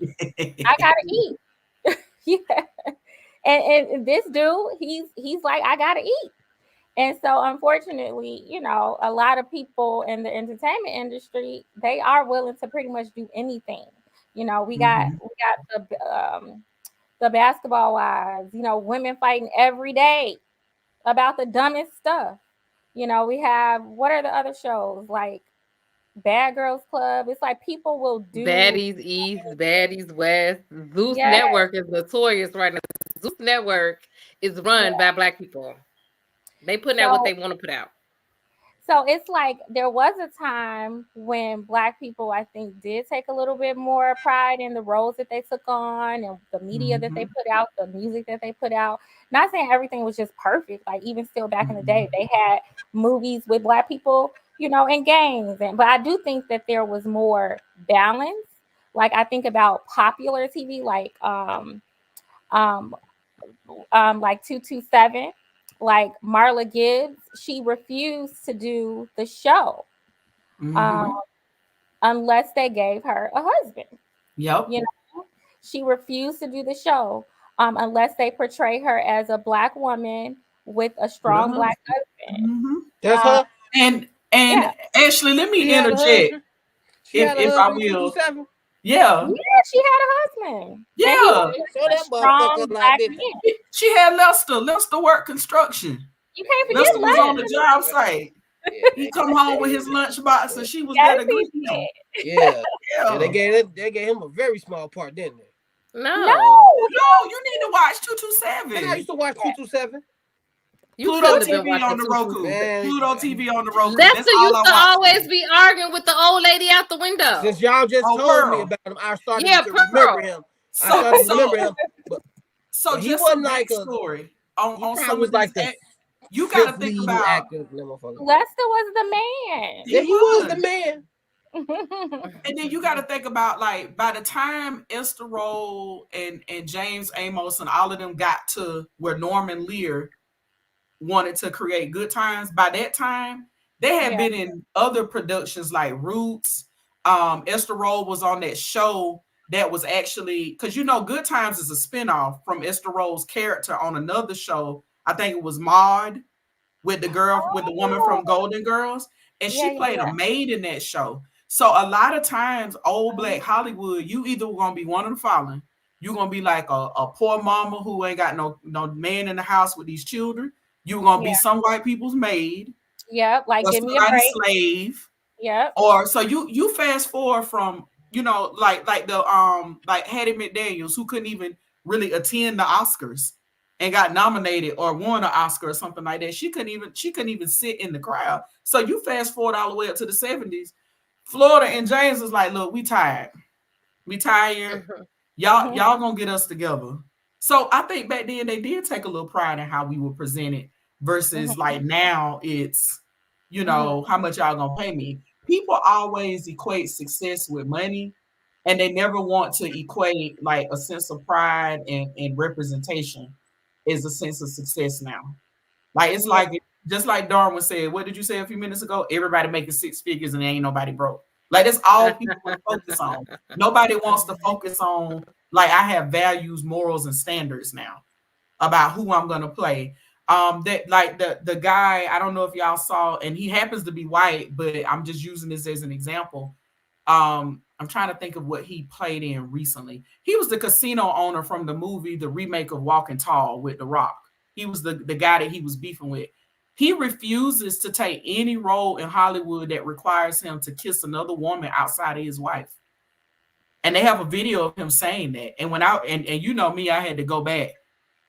I think I heard of that. He a Quaker or something? He just said out of respect for my wife, he said people may find it silly, but she has certain values and morals, and he said I want to honor those, and we just should have married an actor then. We just don't kiss going on outside of our marriage. That's like so he's literally been on shows and movies. He was on Yellowstone. Well, actors are very much in control of the roles that they take. So every role doesn't entail the same. People can't control their like image. Some people don't do sex scenes. Some people don't do nudity. Some people, people have you can, because you're actually doing these things. Right. Right. Like I think if people can work from home, people can choose what roles they might play in Hollywood that they're comfortable with and roles that they're not, Exactly. I think like County said, it is much easier for us to control our image now. Like things are different now. We hold on, you said like who said? My wife. What was that? My wife, obviously she ain't got a name no more, but whatever. That didn't even sound right. He's like Kenneth said. What?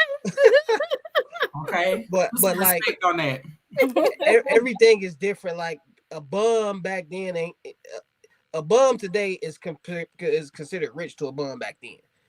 So the average black person now can have a platform and say and reach an audience and have followers and all types of things. So we have to understand, like, with the things that our ancestors have done to get us to this, we need to start taking advantage of it. We have voices now. If we just use it, we can make a change. It's like these Martin Luther King and them, they didn't die for no reason. It was a reason. You know what I'm saying? And it's the reason that we have black billionaires today. We have black owners today in places that they could never be in. So we need to start having that confidence to understand that, hey, we can turn down roles. We can say this is what we want, this is what we don't want, and this is what we're gonna do. And if you don't, I'll go somewhere else, because we are that strong, we're that powerful. You know what I'm saying? And it just shouldn't be about money. I know, like Ms. Jovo said, people just concerned about the dollar. That does not make you rich. Money does not make you rich. Like I wake up every day feeling like I'm rich. So, and it's not about the money. So, and we're the ones supporting it mostly, right? Like a lot of times the shows that we are in dominantly, like we're the ones that are putting the money into it, like yeah, because we like to be entertained. Yeah, I agree. I just think, unfortunately, in order for it to really change, we're going to have a little discipline, because I like some of the toxic shows too. Like, I can't think of them right now. But I let go of the Real Housewives franchise. Like, I remember I watched the Real Housewives of Orange County. That was the very first one they created. And that show was supposed to be how certain people live behind the gate. It has completely turned into a competition of who got the most, who making the most, and who got the most perfect marriage or perfect relationship on camera. Like it's completely and utterly like I can't even watch it anymore. I don't even watch it. It's like it's up to us to say, okay, yeah, some of this is funny, but it's not just funny. This is impacting the minds of our children.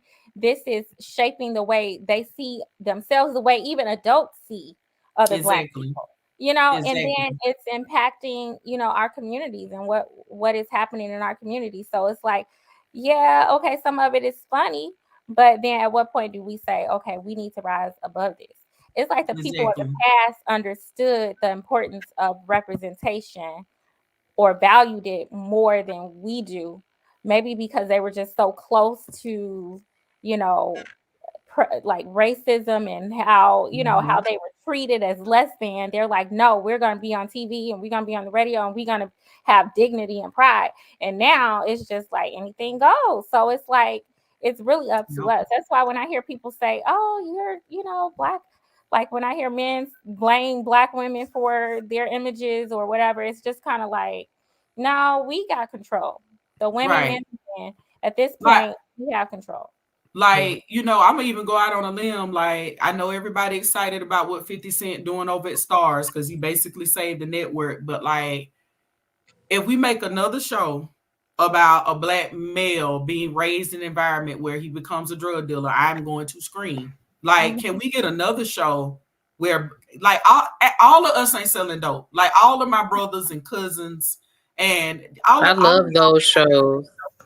Like, can we get a show about a Black man starting a business other than a record company from the ground up? Like, can we get a interesting spin on our reality? That's 50 Cent lane. He's doing a great job with that. I just said it. He's doing a wonderful job, but like, we don't need 8 shows in the fall about selling dope. We just don't. Yes, we do. No, we need all of them. Remember Tyler Perry, except for BMF. We don't need BMF. You can get rid of BMF, but all the other ones, we need them. Tyler Perry had that dude in that movie who stole his wife money. That sad nigga dude gave her, and he started that bad weed. See, there we go. Yeah, you got it. I guess started a construction company. Yeah. We just like when Tyler Perry made Alex Cross, I was so excited. Mm-hmm. So, you know, so we got a lot of movies like that though. We just 50 Cent is just hot right now. This is his time. This is his lane, and he taking full advantage of it. But we y'all know we got inspired. Look, we got inspired movies. We got series and stuff like that. We just gotta put. Matter of fact, for our next show, I think we should introduce one that is very influent to our culture, and we should introduce it to everybody if they don't know it, and we should just talk about it just so everybody can know like this is a positive series that we should watch. I think we should all do some research. I like that. That's a good idea. Yeah. Because I know there's some out there. I don't know because the only thing that Jovo watches Pluto TV. I be watching reruns like y'all were talking about 227. Who was watching 227 while they were working from home yesterday? Miss Jovo. sister. Good times in the heat of the night. Right. I'm find out you watching Bounce all day. Oh my goodness. All right, y'all. We're going to go ahead and move on to the next topic. This is our last topic. For those of you who just joined, welcome to the ladies' room. And we have some good stuff tonight. We're about to move on to our last topic. The last topic is how can family members discipline your kids? Okay. So this is a question that came about from a clip of Solange Knowles, Beyonce's younger sister, that has resurfaced. It's actually an old interview. I remember when she did the interview, it was years ago, and she has some things to say about Beyonce disciplining her child. Okay. So I wanted to go ahead and play that, and then we can talk about it. Here we go. When I was a kid, let me start from the beginning. Are you allowed to pop? Like, could you pop blue? No, you wouldn't pop blue. No, because I'd be mad if anybody else. So B couldn't pop your son. Even if she was watching him the whole week and he was acting crazy? Then she called me and I like verbally pop him on the phone. But not to pop him. No, I'm not really cool with that. Nobody's to put hands on the No, child. no. Nah, I'm cool. They Actually, could be when I mine. They was could a- be mine. When I was a kid, my aunt spanked me. I was jumping on a waterbed. My cousin told me it was okay. That made no sense. What? But she said it They was tricked you. all They right. tricked you. And we popped the waterbed. Her mama whooped me, and my mama was pissed. tried to whoop her. Really? Yeah, she wasn't into that. Oh, so that's the tone is set in the Yes, family. yes. There are boundaries in the Yes, family. Yes. All right. So, what do y'all think? You all have children. So, can your family members discipline your kids Physically? physically or specifically? I do want to know, can they physically discipline your kids? And then, whether they can or not, are there other ways that they can also discipline? Man, they can do what I do. I Okay. don't whoop my kids, so they not gonna be whooping my kids. Okay. That I mean, and we got some pretty bad kids. But we got a couple of bad kids. But you know, and I like what my auntie did. Like my son acted up with her, and she just was like, he can't come back over here without you, and I respect that. Because if he only know how to act with me, then I'm the only one who should be having to deal with him at the time until he get right. You know what I'm saying? So if you got bad, this just lets me know if you got bad kids, stop sending them places. You know, and you know if your kid is bad. People try to act like they don't know their kid, and if you don't know your kid, then you're a bad parent. You know what I'm saying? Like if but me, oh, go ahead, babe. If someone tells me my son did something, I know if it's true or not. I already know if it's true or not. You know, and if he didn't, and if he didn't do it at that time, and it was something I thought he did, I'm gonna tell him like that's your fault. Like you shouldn't have people with, like we just talked about, images, right? And can we control our image? So if something like if you're known for stealing, right, and you're at a family member's house and something comes up stolen, they look at you. That's your fault. You got that image on yourself. You know what I'm saying? So. You know, and no one would think you stole it if you wasn't a thief. You know, so but that's just one example. But like, nah, can't no one do what I wouldn't do to my kids. I don't whoop my kids, so I don't expect nobody else to whoop my kids.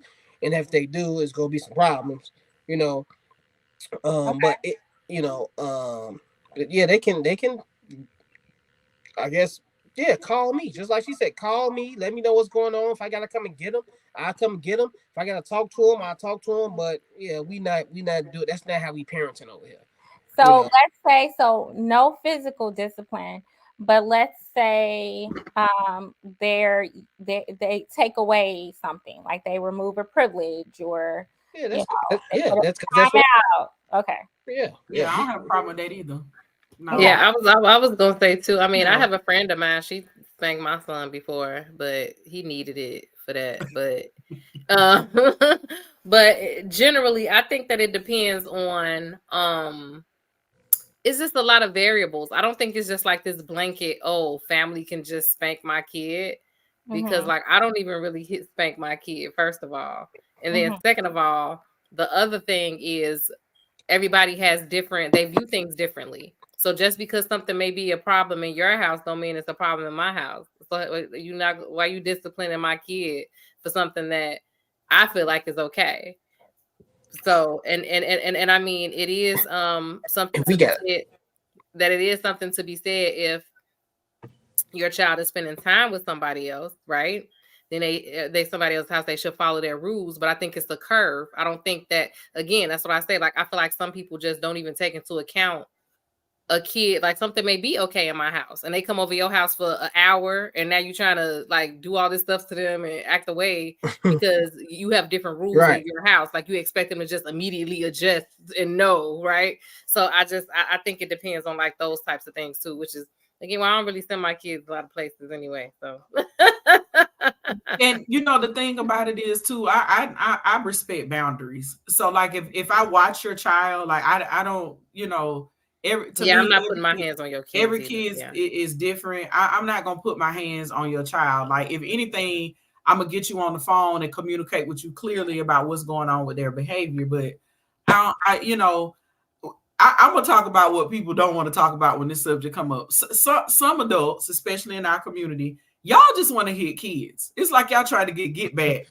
from what y'all got at y'all house. Like, I'm just saying, they be some bullies. Yeah. Like some of these adults be on that FTK. They really don't be speaking up for these children. Like, they really ready to just like hit a kid. And see, I'm mindful of that because look, I got family members now that as a kid, I used to side eye them. Like, I see how you treat kids. Like, it's just some adults, like, they had a hard life and they just took it out on their own kids. So it's like, no, yeah.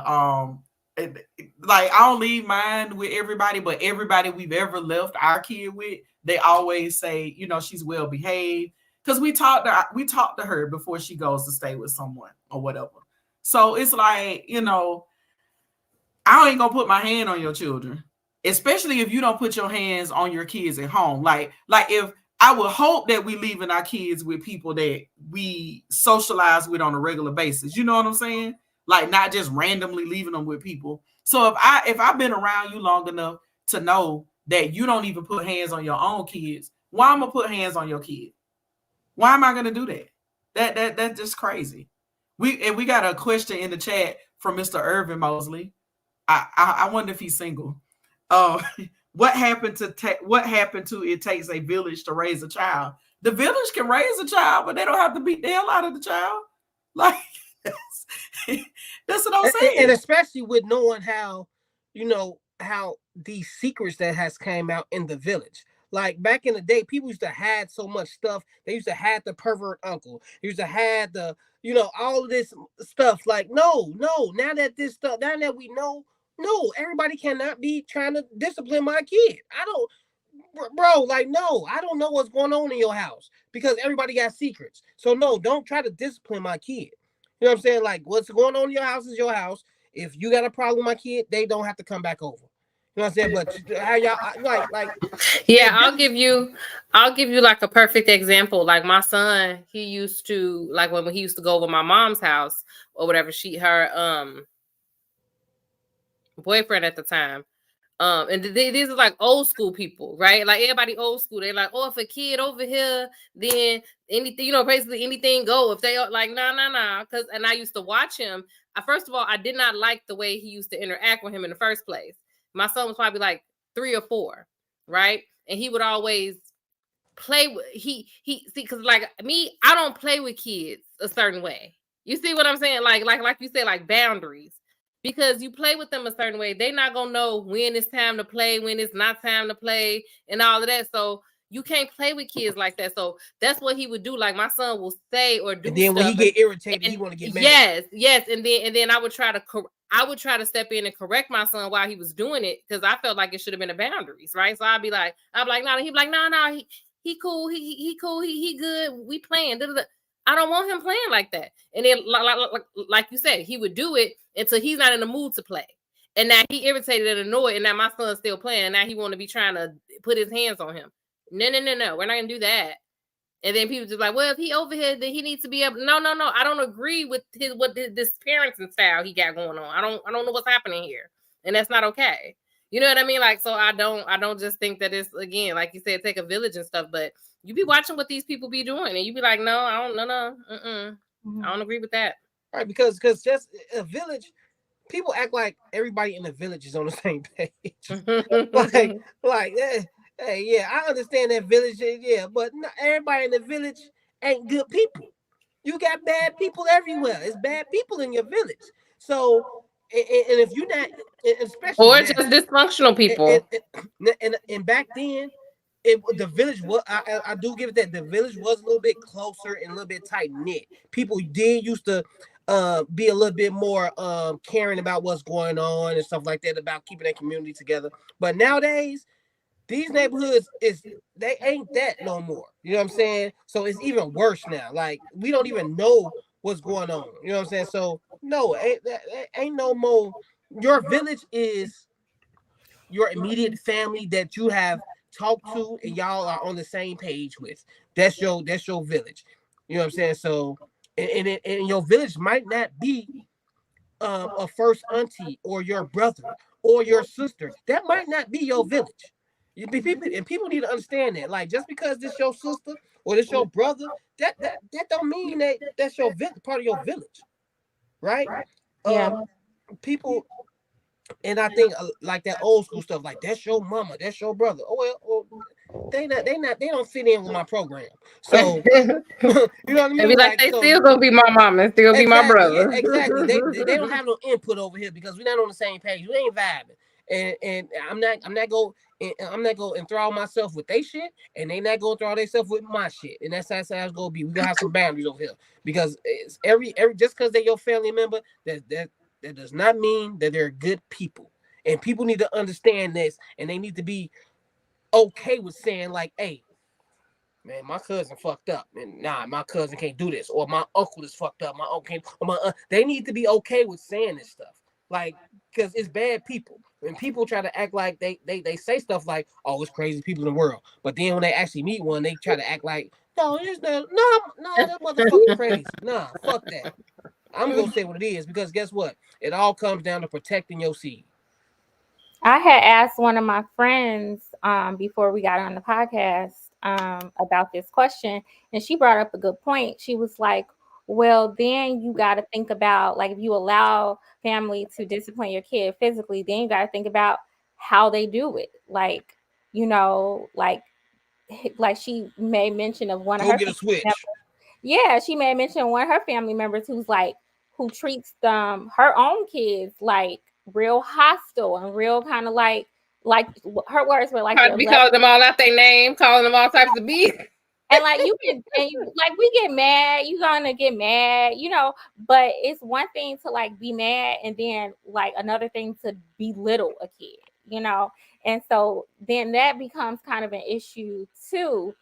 Like, well, how are they disciplining them? Are they hitting them too hard? Are they hitting them too regularly? Like, is this a first resort? Because some people, they don't have parenting skills, or maybe they were raised a certain way, so the first thing they do is hit. That's all they know to do. They don't know how to discipline any other way.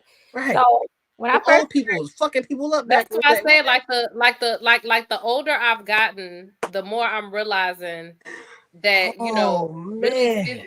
physically, like, I mean, don't get me wrong, if I have to, I will jack a kid up, okay, I will, but but more and more, I mean, I think the older you get, the more you realize that is a lot of times, most of the time, when people are hitting on these kids, it's a reaction and frustration. That's not discipline, right? Like that's not, like, discipline is when they have some structure and they're being redirected to a certain thing over and over again to make it like a like that's discipline, right? Like discipline is not pop, like that's not discipline. That's, I got agitated and now I am retaliating against you physically because I'm frustrated or upset. Yeah. So it's a comment in so there is no exception to the rules. To which rule? I think it is exception to the rules. It's Mhm. always exception to the rules, right? But at a certain age, right? I feel like at a certain age, no kids should be physically punished. That's just me, you know. Like, but once you get like especially boys, once they get to about 16 or 17, they start showing their ass, and they want to buck up. Oh yeah, if you send your son over to my house and he tries to buck up, oh yeah, it's about to go down. You know what I'm saying? Because nobody's about to punk me, you know. And we actually had a situation like that when I got stolen on by a kid. Like, it was like, oh, what is going on right now? Like, you're not about to be beating on me. You know what I'm saying? Especially when I don't beat on kids, you think you're gonna be beating on me? So yeah, it's exceptions to the rules, but you just have to be a sound parent and be like, you know, if a kid is if a kid is just being disrespectful, they say they got weapons in the house, they just one of those thug ass kids, and they come to your house and they trying to check you and they all in your face, and they, first of all, you can't let your family see you that you're a weak person, right? So it, you know, and I just can't really explain this in like one setting because it's a lot to go with being a protector and letting your family know that this is your house and this is who runs things. And it's a thin line between how you handle things when it comes to that. And I just can't, it's just not one thing, you know. But yeah, if a kid is like 16, 17 and he trying to show his ass and you at your house and your wife's there, you have little kids, you have a younger son that's seeing this, you don't want your younger son thinking that, oh, it's okay to raise up at you because you allow this guy, this son to do it, your nephew or your little cousin to do it. So yeah, you probably have to put a thumping on him if he's up to age. You know what I mean? Like 16 and up, and he's a, you know what I'm saying. But little kids, nah. I mean, And like I said, it's you gotta have to. It's situational. So I can't just be like this situation deserves to be whoop a kid or whatever. So it's exceptions. So that's the best part. It's exceptions. So he say, if we're married and the spouse is out of town and both kids do something bad, should I punish my child only and wait until my spouse get back to punish the other child? And that, I mean, again, that goes back to what's the bad thing that they did. I gotta know what the bad thing. How old are they? It's punishment did only. One kid pee in the bed? Did the kid pee in the bed or something? Like it depends on what that thing is. That's kind of what I'm saying. Like people have different ideas on what's good and bad behavior. And what's even good and bad behavior. So and I agree with what run that by me. I agree with what Cannon said about some people just like I said, in our culture, we need this desire to want to beat up kids. Some of us need some help. Like these kids could literally be doing what kids do. Like these 2-year-olds, they toddlers. They gonna bother stuff. They gonna knock stuff over. They gonna run around. They gonna try to fight their nap time. Like and in some black households, they be cussing these little 2-year-old girl and boys out all like, kinds get of your ass in the BS. bed and blah blah blah blah. And it's just like I remember the first time I was at somebody's house and I heard somebody call it was like a toddler. They called them a bitch. I was like, oh, this is dysfunctional. Hey, don't judge because I'm laughing. Don't judge because I'm laughing. Everybody else was just like sitting there like man. it was normal. Like she was like cussing this baby's out. Like I know because I told this bitch I'm finna do this. And I'm like, and I'm just looking like, does everybody see this? Like, is this normal? Like, do we talk to babies like this? Like, what's happening right now? Every time this conversation like this come up, I always think back to when I was working at Chili's, and it was this mother and his daughter, and they was ordering some food. And the daughter asked for a steak. Man, the way the mother went off on this little girl, I was just sitting there like, I told her, I said, it's the same price because it's 2 for $20, right? She's like, it ain't about the same price. This little motherfucker ain't about to get a steak. Who she thinks she is? I said, what?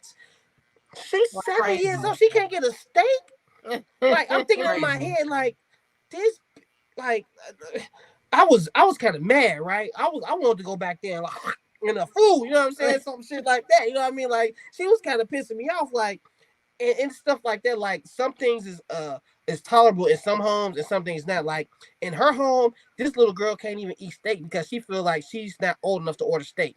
So you automatically know how this little girl is getting treated at home. You know what I'm saying? Like it was the same price. The chicken tenders, it was 2 for $20. So they had chicken tenders. She said, you get them chicken tenders. I say, it's the same price, though. You know what I'm saying? Like, I'm like trying to help. Nah, she ain't about to get no goddamn. I was like, man, let me stay the fuck up out this before I get this little girl fucked up when she get home. You know what I'm saying? It's literally like people who had a certain childhood, they just feel like because I had it rough, then they need to have it rough. And they feel like that they're good people. So exactly. Now, in order for you to be a good person, you need to go through the same thing I went through. Like, right. Yeah. And the reality of it is your children are not you. They might be somewhat of an extension of you, but they're not you went through. They can't, like, can nobody go through the same thing? It don't even matter if you like do a scene and you just be like, okay, this point in my life when I was 7 years old, this happened to me. So I'm gonna make sure this happened to you. It's still the same thing because this kid has seen different things. The world is just different. You cannot go through the same thing. So we all have to, like, I'm back. My bad if I'm talking too much. But I get passionate about this parenting shit. Like when it comes to kids, like you just have to be in tune, and you have to be aware of everything when it comes to kids. Like school, like like everything. It's just crazy. Mm-hmm. Yeah. Mm-hmm. Yep. Okay. Yep. Good stuff, y'all. Good stuff. I like that. I like that. Thanks for the parenting advice. Miss Raquel said the most that my kid has did disrespectful things was call me bro. These kids in a language these days. It's crazy, right? Oh, I know you ain't talking. So is this one in here? So is Irv Daddy saying something that you would spank your child for? Is he asking? Huh? Yeah, What I think would you he's spank? asking you all. What is there anything you would spank your kid for? Man. Well, I've got into physical fights with both my sons. So yes, I mean they were How old were they? how old? 17, 18? Okay. Probably 18, right? 17. 17. And then my younger son, he was like Probably like 15. 15. And I had to hip toss him, you know what I'm saying? Like, bow, who you think you talking to? You know what I'm saying? Like, but yeah, like you had to give a 2-piece combo. Yeah, like it happens. Like we go into the garage, throw these gloves. Like in me, it like I said, it's different because I'm a martial artist, so I know how to do things. So like my first son, the first time we got into it, I took him to the garage. We put the gloves on, and I tore his ass off. And after that, we both cried, we hugged each other, you know what I'm saying? It was like a learning moment. Like he understood, like, don't raise up at me no more. You know what I thought that was understood. I thought that was understood, but the first time though, it was a lot of times. It was only 3 times. The oldest one was a motherfucker. So he was about that, you know what I'm saying? He didn't give a, he was on that, you know what I'm saying? So but my second son, I only had to put hands on him one time, you know what I'm saying? And then he still talk about that today, like, man, my daddy did this move on me, and man, and I was next thing you know, I was on the ground. I didn't even know what happened. I didn't know what happened. Like so yeah, like with me, I'm a do it in a way. I'm gonna do it in a teaching way. I'm not gonna hurt my kids. You know what I'm saying? But I am go control that and let them know, like, hey, you know what I'm saying? Like, and I think a lot of parents don't really know how to control that. They don't know how to control them hits. They don't know how to control that. If they start wailing on their kids, they probably about to hurt them. You know what I'm saying? Like, and really, it's gonna be bad. But me, I knew how to boom, boom, boom, stop. You know what I'm saying? And they knew, like, damn, ain't no fight. It wasn't a fight. I spanked my daughter's hand a couple times, but it's only like when she doing like something dangerous. Like it have to be dangerous. Yeah. Like you was playing with some matches or something. Then you get a look. Don't do that no more. So we have a couple people still with questions. So Irv, is it Irv Dad? Irv Daddy. He's really cute in person. Ooh, I'm telling Mr. Mosley. I'm telling Mr. Mosley on you. Who is this man flirting in the comments? Raquel say hashtag role play. Darwin is disciplining the kids. Darwin don't discipline no kids. Raquel. Yeah, I think they're both trying to figure out, like, are there any exceptions? I guess. Raquel, only exceptions I got is with my girls. No, I'm not. My girls will probably never get a whooping from me. Like I have never seen. He be like, this is his definition of disciplining my daughter. And this is what he disciplined the daughter. Dad, come here. Did you do that? If you do that again, you're gonna get a whooping. You gonna get a whooping, okay? Don't you do that no more. You gonna it never happens, right? Meanwhile, Cannon over here like cap. It's all cap. I want some ice cream. Let's stop playing. Yes, you do. You be like, you want me to get you some bubble gum? Like, I thought she was just in trouble. Like, why she get oh my god. The one time that what about when she had those cookies, darling? last week. shit. Oh, the donut. she hit that donut. She hit the. Donut. Hey, y'all thought I Hit was the donut. tripping. Y'all thought I I was did. tripping, didn't y'all? I knew her ass. Oh, she had me so hot. Ooh. He had a talk with her, and was like, don't you do that no more. Don't you do that no more. So, And then she go get She some more hit the donuts. donuts, man. So, I think you I never think really Herb had Daddy a was butt ink. asking. Huh? Oh, go ahead. Oh, you mean like how do you like if you, well, I think that first of all, when it comes to how you are disciplining your kids or what you're doing with your kids, me and him had this. Well, we don't really had a conversation too much. You have to have a united front at all times. So you have to be on the same page. So do I always agree with something he'll say to the kids, or you know what I'm saying? But I'm not gonna say nothing at that moment. I'm gonna wait, and then I'll be like, well, this is what happened. So maybe this, you know what I'm saying? And then let him go back and correct it or whatever, and vice versa. So I think that that's super important. I'm not gonna be arguing with you about. And my thing is, it don't make no sense to me. I don't think people that's not invested in your kids' success or learning should be able to discipline your kids. Like if you don't congratulate my fucking kid, don't think you go fucking discipline them. If you're not around telling them good job, great this and that, don't think you can chastise them about some shit. You know, it has to be a balance, and only parents can have that real balance to understand their kid and understand what the fuck they going through, to understand how to discipline them. You just can't think like, oh, they did this, they deserve this. No, you have to understand a kid to understand how to discipline them, because everything doesn't work for everybody.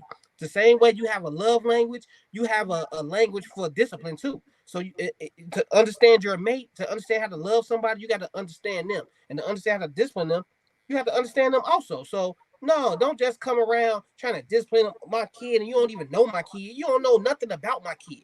You don't know what pisses them off. You don't know their mindset. You don't even know if they really is gave you a look. You know how some people like, oh, he looked like he had an attitude. How do you know his regular look? No, that's just his regular look. You know what I'm saying? Like, no, he not being disrespectful. That's just his regular look. Like, you think he trying to size you up and shit, but that's how he just looks. So no, if you don't understand my kid, you ain't invested in my kid, don't think you can ever discipline my kid. Yep, I agree. I agree. I agree. I think that like I said, I think it's some people out there they got mistreated when they were younger, and so given the opportunity, they want to knock the hell out of somebody else's child. Like that whole scenario Darwin said with the steak, and well, I ain't get to eat steak when I was your age. So that's your story. Like, why are you taking it out on this kid? You know, so yeah, that's crazy because they be like, I want some crab legs. Right. Herb Daddy actually was asking the whole scenario about the blended family. Should if it was something really bad that I guess warrants a spanking, do you spank just your kid or do you wait till the other spouse comes back into town and then I just don't see why people be having such a hard time. To me, it's literally not that complicated. Like I don't desire to put my hands on anyone else's child. I don't care like what I'm I don't it because and then it also again a lot of it has to do with the history with it. Like my child came out of me. Right? Like it came out of me. If me and this person splits up, that's still gonna be my child, right? Like and then especially like the child has parents. I'm a bonus parent, right? I love this child, but I'm a bonus parent. I think you know he's what I looking mean. at Like I'm a bonus. I'm not finna be fighting with parents on whooping their kid. Like that's such a weird thing to me. that is a tough one. And I think he's looking at it as from this point, like, okay, if they did the same thing, right? I'm about to whoop my kid, but this kid I'm not gonna whoop. So my kid is looking at me like I'm just this evil person, and they looking at this. That still Hold on. Yeah, I understand it, and they looking at this kid like, because the kid is a kid, so they only thinking as a kid, right? So this kid is thinking like, why is this kid getting treated special? now. That still But goes so back I to the think point I that think the parent should just not whoop either kid at that in that that's what I was situation. about to say. You know You what I'm have to saying? have In you that should have a situation, just don't whoop either uniform. kid, or wait till that other kid goes home and then discipline them. You know what I'm saying? Because you don't ever want your kid to have to think that this other kid is more special or better, because that's how kids think. They be like, "Oh, this kid's better than me because he didn't get a whooping or she didn't get a whooping and I did." That's how kids gonna think, because they have kids' minds, right? They're not thinking like, "Oh, my father, this is my discipline. This is how my household gets down." They're not thinking like that. They just gonna feel like they gonna have some type of resentment towards that other brother or sister. Like, "Oh, you think you better?" And they gonna grow up like, this kid thinks they better than me. So when you do stuff like that, that's what's gonna happen. So I think in Yeah, that that's what I was situation, gonna say. Yeah. you should just not whoop either kid and discipline them both equally. Yeah, that's what I was And gonna it's say. okay. That shows that shows a disconnect Yeah. in the policies and the rules in the house. Period. It's like y'all operating on two different. Like you gotta come to some type of decision on how y'all gonna handle these kids. And it sounds like if you talking about I'm gonna whoop my kid, but I can't whoop this kid, then y'all still not on the same page. Y'all still have not figured that thing out. Just like you said, if one parent is against physical discipline, y'all gotta y'all gotta agree on something. You know what I mean? So, and I think it's pretty easy to agree with the parent that's against physical discipline. You don't have to be hitting on these kids. And Like I don't. You don't really. And You don't really. one thing that Raquel said about I gotta speak on this, because as a martial artist, as a sensei, um, women do bring their kids to our schools and they expect us to discipline them, right? So in that case, it's a both. It's an agreement. Like, I know you will use physical force sometimes in a productive manner to discipline my kid when stuff has happened. Because we've had kids that's coming to the school and they disrespect their mother, and they'll come and they let us know, like, "Sensei, he did this, he said this and this and that," and they expecting, because for whatever reason, every parent don't want to whoop their kid, but they know some kids do deserve whoopings, right? It all depends on how they brought up, right?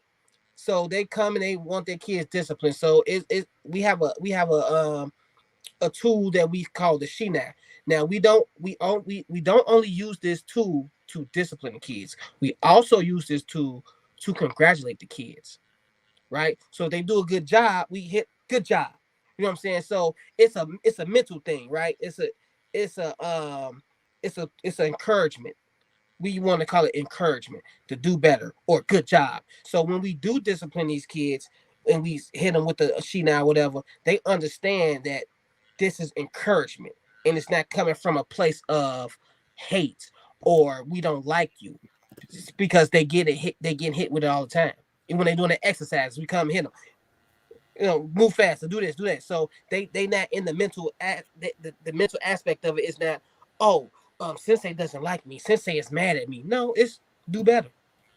You know what I'm saying? You're not doing good. Do better. So when she asked about it, so I had to just speak on it. Cause I ain't gonna even lie. Like when I was little, like the way that I translated physical discipline, I ain't care who you was, my dad, grandma, whoever.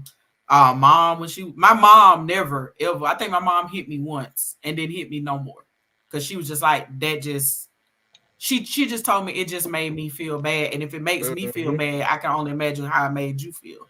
So my mom wasn't with that, but it's like it's gonna hurt me more than it's gonna hurt you, huh? Right, that situation. But my dad, and the way my dad came up, because we from the country and from that strict farming life, discipline type family, they just thought that was the number one thing that you had to do was hit them to get them to do what you want them to do. When I was little, that side of the family, every time somebody hit me, I just stopped liking them. Like, you never I never heard verbal praise from them about how well I was doing something, but the minute I did something wrong, it was like 5 of y'all lined up ready to get a lick. And it's crazy. Like, just like what Kaden said earlier, like, it's literally some people, they argue about disciplining your kids and you do too much for your kids and blah, blah, blah, blah. But then when it's time for the kid to be celebrated for good behavior, you ain't nowhere to be found. And I got a problem with it. Like, as a kid, if you hit me, I looked at you with what they call the side eye now. I ain't want to come to your house no more. I ain't want to talk to you no more. I used to give adults the silent treatment, and they used to be like, just like, well, why she ain't saying nothing, or why she so quiet? Because I don't trust you now. Because every time I go outside your little boundary, you want to knock the hell out of me. So And guess what? I'm just not gonna deal with you. A lot of parents just think that, first of all, it's just the easiest way to hitting the kids. The easiest way to get some type of gratification of saying you disciplined your kid, right? It's easy parenting. You know, it's hard to sit down and have them hard conversations with your kid and hearing them say dumb shit, right? Like, don't no one want to sit down and try to talk that shit out with their kid. They start saying dumb shit. You get mad. Like, what you talking about? You know what I'm saying? So, in those the conversations I have with my son. I tell him, I say, I'm not talking to him right now. Like all he about to do is piss me off. But that's what parenting is about, because the more you talk to them, you still got to understand how they communicate, right? You know, and once you figure out how they communicate, you can communicate back to them what's going to happen to them if they do X, Y, Z. You know what I'm saying? It's all about talking to these kids. And like, I think that's harder than whooping them. It is. I think that it's also harder for parents to make the changes that they need to make in their households in order to impact their children's choices better. Like, I think about a parent that I had to meet with today after school pertaining to her child who is, using really foul language to children, to adults, and doing like really threatening things, like pretending like he's gonna, cut people. And mom admits that he's seeing a lot of things on TV and on his iPad and on, Roblox and, all these video games. And he's young. And he's not only young, he's a special ed kid. And so his mind is not, it's taking in all these things, and he really can't, he can't understand this. He's not processing it well. And he's acting all these things out. And she's like, well, I can't watch everything he does. I can't, I can't monitor him 24/7. And eventually she came around to realizing that, you have to put some parameters on what he's watching and when he's watching stuff. Who's supposed to watch what he do? Right. Who's supposed to watch it if it ain't you? Yeah, exactly. Exactly. And so it's just like, you're gonna have to change some stuff. It's like a lot of times parents will just give their kid the iPad so they can be quiet. Yeah. It's easier to just do that versus making some changes in your house.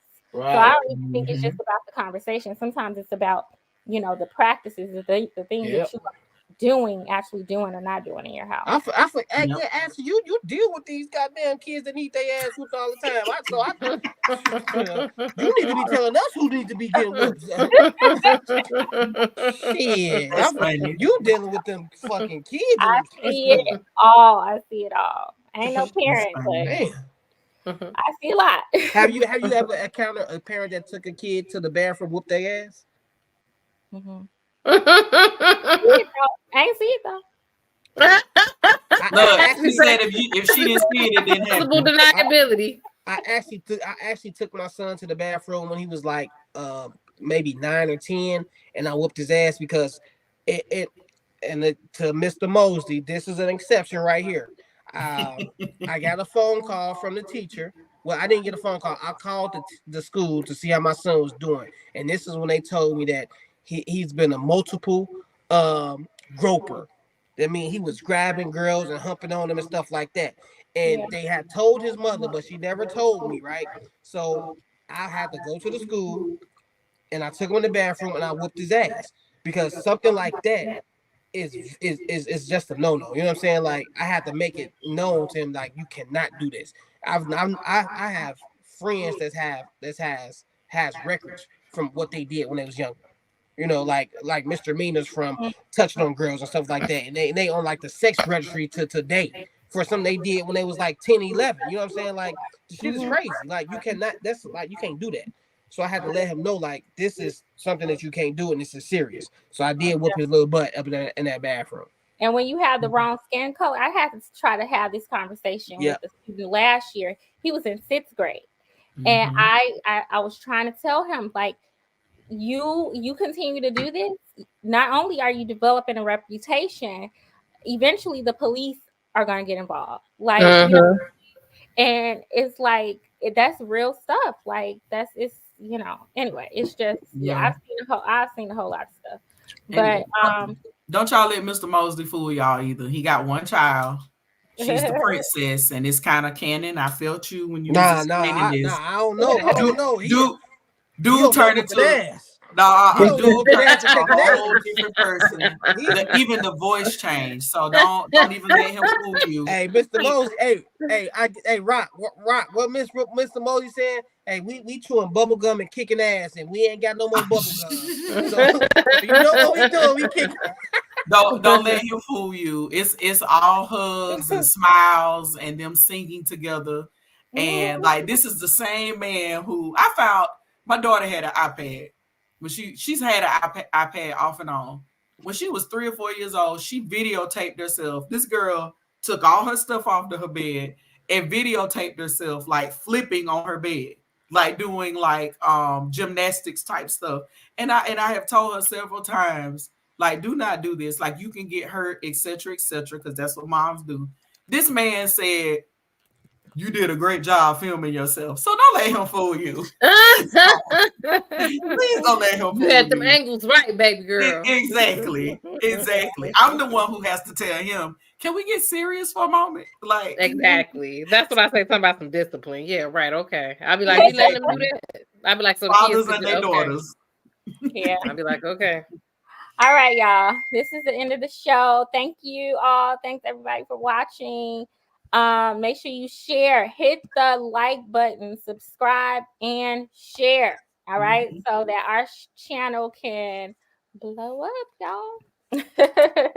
All right, so famous last words. I want everybody to share your famous last words. If nobody remembers anything else that you said tonight, what would you want them to remember? Famous last words. Who wants to go first? I'll go. Okay, go ahead.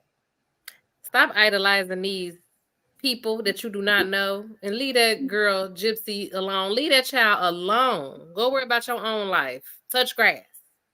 All right. Good night. All right. Who wants to go next? I will go next. Oh, Darwin, you want to go? Ladies first. Thank you. Yeah. If she put you in the friend zone, that does not mean that women got it easier than men. You just picked the wrong woman, bro. Vibrate higher, okay? Vibrate higher. You're not always responsible for being down, but you are responsible for getting up. Not black women. Jesse Jackson said that. Those are my words. I love it. All right. Triple OG. All right, so what we gonna talk about is an image that you set for yourself. No one can set this image for you in this time of day. So us being, y'all being men, me being a Spartan, I'm going to set my image as being a respectful, helpful man, Spartan to women. Y'all men work on being Spartans, because leave all these men to being men, because obviously the definition of man has changed over the years. So I'm not just even gonna deal with it. I'm just gonna become a Spartan and do what I'm supposed to do to better my women, my community, and my kids. I love that. All right, Tyler. All right, y'all. This is Sparta. My favorite movie. One of my favorite movies. Yes. The Spartans, y'all. All right, y'all. That's it for tonight. I had fun. I hope y'all did too. And don't forget, tune in to the ladies' room every Wednesday. At 8 Central. Peace out, y'all. Yes. Peace. Bye, y'all. Deuces. Deuces.